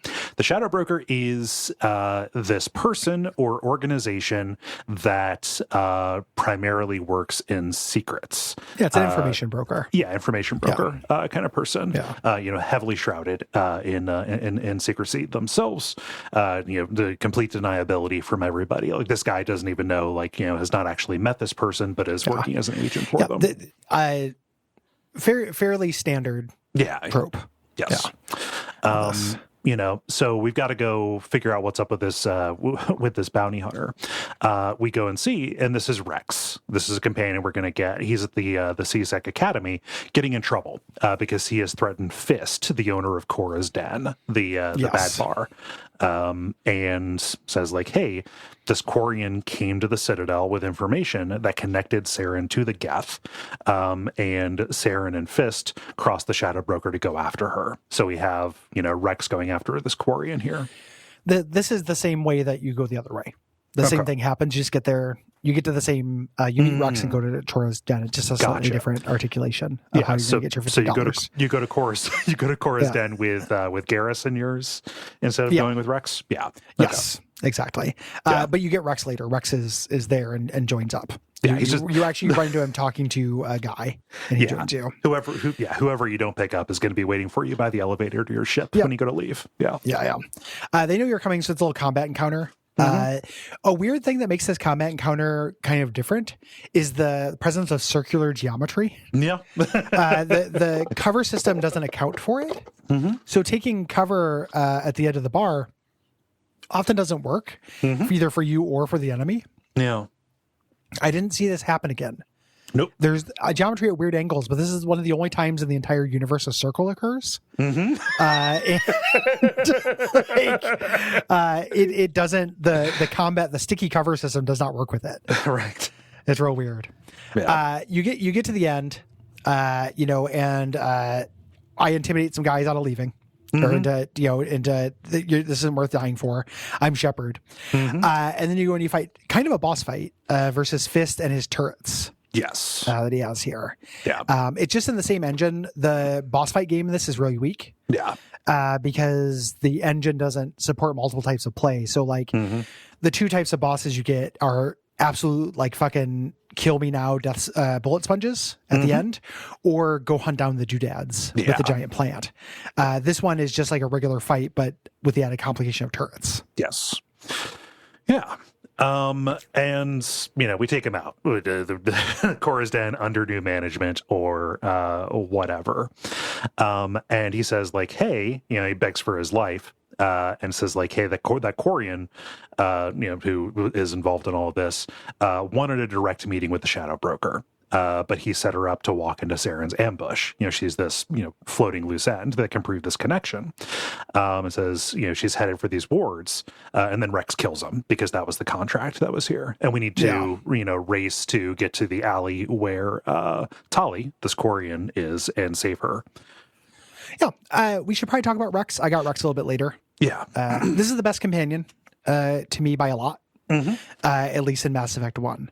Yeah. He is, it at first seems like it's just a generic warrior race, which I really hate. Like I hate a Klingon. I have no interest in the orcs in Warcraft 3 as a thing. But he has the thing where Geralt has, where he's a mercenary.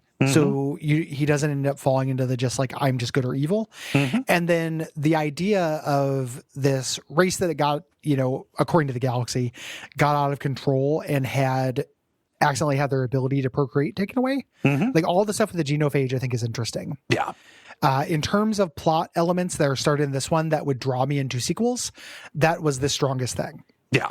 This is the character I cared the most about, and I thought the most interesting setup. Yeah, that is delivered upon later on. It's a big deal in Mass Effect 2. Well, he's good. Just having it subverted, like he, could be seen as this I don't know, super evil, like he is the token evil teammate kind of thing. It's not. He's just really practical and actually is like extremely sorrowful about what happens. And a lot of your conversation that you end up having with him is like, so like, why aren't you sticking around and trying to help them? And it's like, well, what do you expect? You think I didn't think of that? Yeah. Yeah. He doesn't. He also doesn't fluff your dick. Nope. Like at all. He's the only companion who doesn't just spend the entire time complimenting you. It's kind of crazy. Yeah. To just have the one. Yeah. But he doesn't do it. It's because the other thing is he's a mercenary. He's not like part of your crew. He doesn't feel like he's subservient to naturally. Yes. So it makes a more pure like relationship. Rex is good. Yeah. I like Rex. Tali is a Quarian. So she's in this pressure suit. This is specifically because their immune systems are compromised because of what has happened to them. We'll learn about the backstory as we have conversations with her.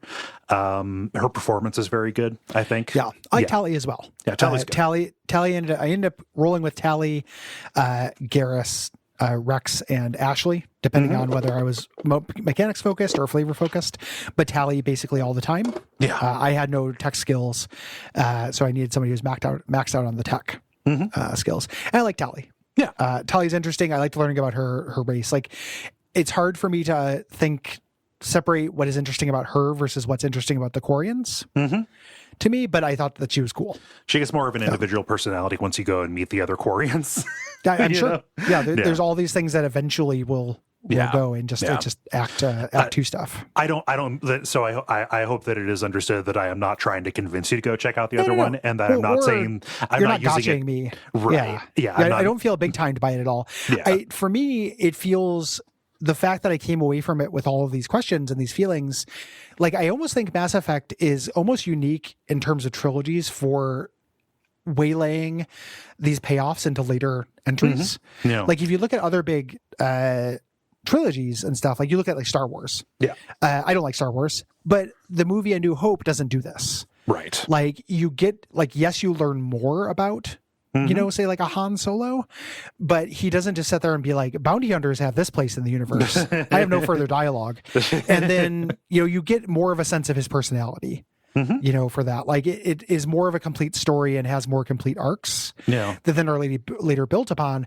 Mass Effect 1 is really weird in that it doesn't even feel like the complete, like the first movie of a trilogy. It feels a little bit like the first 2 acts of a movie. Yeah. You know, the macro plot gets resolved, but a lot of the character stuff doesn't go anywhere. You know, it's just weird. It's a very bad example of how to create something that is planned to be a trilogy, like serialize something. Yeah, like you know, you look at multi-part stories. The best multi-part stories work as a single story as well. Yeah, you know, you should be able to pick up you know, a movie and get the basics of it without having to watch everything that came before or after. Like there can be details that you don't know. Yeah. You know, like this still ends with questions. You know, Star Wars 1 ends with questions. I don't even, I'm specifically choosing Star Wars because I don't like it. I'm not trying to. Yeah. And everyone's watched it, but I'm also not trying to like fight Pokemon. I'm trying to make it clear that I'm not taking a side. It's also the clearest comparison that you would see. Yeah, because it's also a space opera. Yeah, space opera, you know, like, oh, this is sci-fi, but it's basically fantasy because magic exists. Yes. You know, if you don't like that, use Lord of the Rings. Right. You know, Fellowship of the Ring tells a complete story with complete arcs. It doesn't rely on it's part 2 and part 3. Yeah. It's strengthened by it, but it does a more complete story than this does, both on the macro level and the character level. Right. You know, so like I ended up liking Tali because I was interested in the Quarians. Tali herself in this game is kind of a nothing. Yeah. She doesn't say very much. You know? Yeah. So she's on her pilgrimage. Normally the Quarians live entirely on their flotilla. They don't have a homeworld anymore. It was taken over by the Geth. They created the Geth. And they ended up being in exile after the Geth chased them off their planet. The Quarians go on kind of a Rumspringa. They have a pilgrimage. And for hers, she found this Geth and got its memory core, which contains this recording of Saren talking about how the beacon on Eden Prime gets him one step closer to something called the conduit. We have this other voice, you know, the second in command that we had heard, this woman, saying it also gets them one step closer to the return of something called the Reapers. Yes. It is so funny that Saren, the super cool super spy who is very capable, is leaving all of these loose ends that you randomly run into 3 people who have a problem with him. Yeah.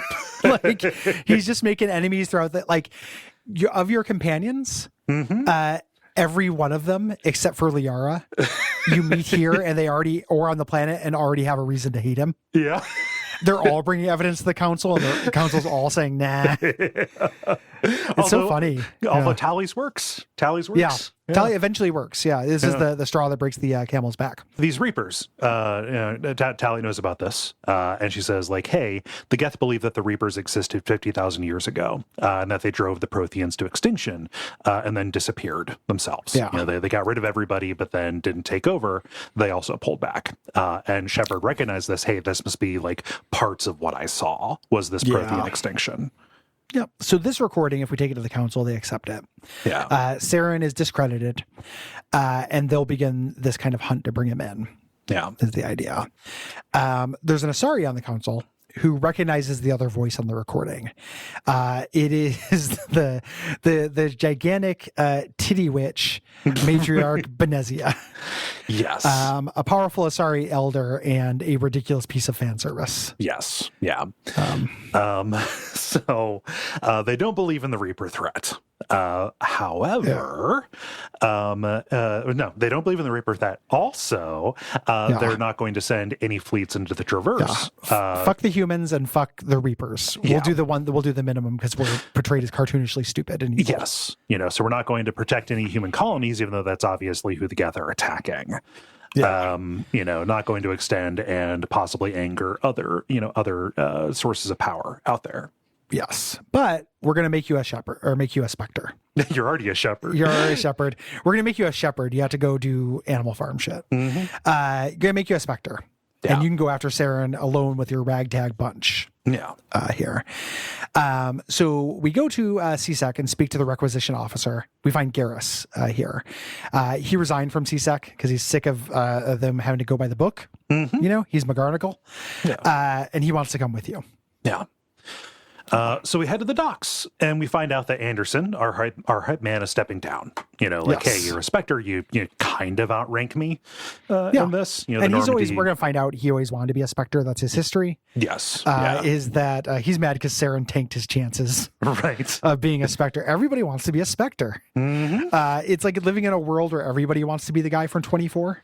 Right. You know, it's the best thing you could possibly be is Jack Bauer. Uh-huh. You know, and if you see Jack Bauer on the street, you're like, fuck, who could tame him? I can fix Jack Bauer. So yeah, he's like, you know what? Here's my ship. Mm-hmm. You know, I suck. You're better than me. Rule. Yeah. It's the super, it's like the just experimental ship that is the fastest in the fleet. Big boondoggle is what the human Navy calls it. But so I'm like, hey, Saren's gone. There's no guarantee that we can, get him, but we can get to the conduit before him. We can scoop him. And we have these leads. There are 3 possible places we can go. The planet Theros, the planet Therum, or Noveria. And it is very strongly suggested that you go to Therum first. Because that's Benezia's daughter is there, Liara, and you can finish your crew. Yes. Putting your crew together. Yeah. Let's do this crew check-in, and that's probably where we're going to want to call it. Yeah, that works for me. Yeah. That's enough. Yeah. Every time you're on the ship, you can go and check in with your crew. Mm-hmm. There. I did this from time to time. I didn't do it consistently. Yeah. It's again, this is something where there wasn't as much here as I remembered there being. Like the non-companion characters pretty much only have one conversation you can have with them. Joker has a little bit more, but like primarily you want to go and talk with your squad mates. That's what I wanted to shoot Joker out of an airlock, so I didn't want to talk to him. Especially I was playing a jerk and he was real mouthy. Yeah. I felt like I should have been able to court-martial him. This is also this is not a serious criticism. This is a nit, and everybody wants to say it's a nit. It is a nit. I don't like how the Normandy is laid out for doing this. Everything is so far away. It has that PS3 generation vast spaces of emptiness. Like it is all one color, like monocolored. Again, the universe, there's no art. We're living in an art. There's one statue of a Krogan on the Citadel, and that takes care of all of our art for the entire universe. So it's really boring to navigate, and there's an elevator loading screen. Yeah. Even on your home base. It also, I think, does a bad job with discoverability. I did not find the quartermaster until a couple missions in, he's just standing over in a dark corner. Because he's just standing over in a dark corner in the ship bay. Like he's not in, an area with like they could have at the medical bay, like the commerce section, where you'd go and do stuff. But no, they put him down where the parking garage. Yeah. For some reason, where he hangs out and smokes. I really do not like the layout of the Normandy. Yeah. There's weird hallways that don't need to be there too. Like the hallway that's behind the universe map, that big U-shaped wall. Why is that there? Don't know. Like you just walk past it. It's like you never have to go to that place. You only have to leave it. That's the comm room where everybody does. It's a big round table where everybody sits, and then you get the hologram with the council. Yeah, you get to hang up on jerks. Yeah. The Normandy as it's laid out here is a bummer. Not real. I don't know if people go to bat for that or not. They go to bat for the concept of the Normandy. I think that the fact that they changed it in Mass Effect 2 in universe for spoiler reasons, but also the fact that BioWare changed it to be kind of more sensical does line up with the fact that it's the idea of having this hub, not there's not having a hub and having a base is nice. Yes, I get it. Yeah. I get that. Yeah. So we talked to Joker and we can learn about his time at the academy. We can learn, why we never really see him moving around. He's got this brittle bone disease. right? Oh, okay. But he has he has the best he's the best pilot in the in the Alliance. Yeah. No. The Navigator Presley, we can talk to him. He's unsure about having all these non-humans on the ship. Humanity should solve its own problems rather than dealing with this. And it's like, well, we did just go to a human colony, which is being invaded by Borg. Like, that is what we're doing, man. It kind of seems like it implicates everybody. Yeah. Yeah. Or even if not, even we're literally doing it. Like, again, it was a human colony. Yeah. Like, there's a self-interest read if you are nationalistic for humans. Yes. This thing, we can talk to Dr. Chakwas and Caden. And then Dr. Chakwas only still on has... USB 2. Yeah. We learned specifically he is an L2 biotic. It's a little bit like what is it? Herman's Gunter Herman. Yeah, Gunter Herman's implants, augmentations in Deus Ex. He suffers all these, like, normally this is like just incredibly debilitating. He has a minor version of it, but it still is a problem for him. Yeah, he gets headaches. It makes sense that he's the talk of another NPC, knowing that he's a romantic interest. I immediately stopped talking to Caden once I started talking to Caden. Yeah. He's like, there's nothing here. Garrus talks about how those stuffed shirts at CSEC are cramping his style. They have all those rules and regulations and civil rights and stuff, and he just doesn't care for it. Nope. Ashley wishes we had gotten to Eden Prime sooner, so we could have saved her unit. Tough shit. We didn't know you were there, man. Yep. We came for a different reason. The interesting thing here was talking to Rex and learning about the genophage that the Turians inflicted on the species because they had an uprising. Yes. Kind of taking over. Yeah. And Tali will tell us about the Quarians, which again was interesting. Yeah. Their war with the Geth that they had created, how that led to the AI ban. In this, they have virtual intelligences you can do. AI is illegal. Right. In this. Yeah. And now we have these spokes available to us. We can go. There's one crew member that we haven't met yet, but we will meet her next week and talk about the rest of the game. Yeah, we're going to call it there, having done the generalities and stuff, and then talk through the rest of the plot. Thank you for listening, everybody. We appreciate you. We do. This is coming out after Duckstream, so either thank you so much, and congratulations on being so generous, or, oh my God, we are so sorry about what happened. Yes. We're sorry or thankful. Yes. Insert whichever one is appropriate. Yeah. We appreciate regardless. I assume that we're thankful. Yes. If you want to support us, there's lots of things you can do right now. The biggest thing is go to patreon.com/Duckfeed.tv. And give us a donation. $5 gives you premium episodes, including this month's premium episode on Slayers X, Terminal Aftermath, Vengeance of the Slayers. All of our premium episodes from the past and our brand new show, Real Lich Hours. Yes, we are on the eve of that premiering as you're hearing this. Yeah. Super excited. What else? Ratings, reviews on Apple Podcasts, Podcast Addict. That'd be great. It would.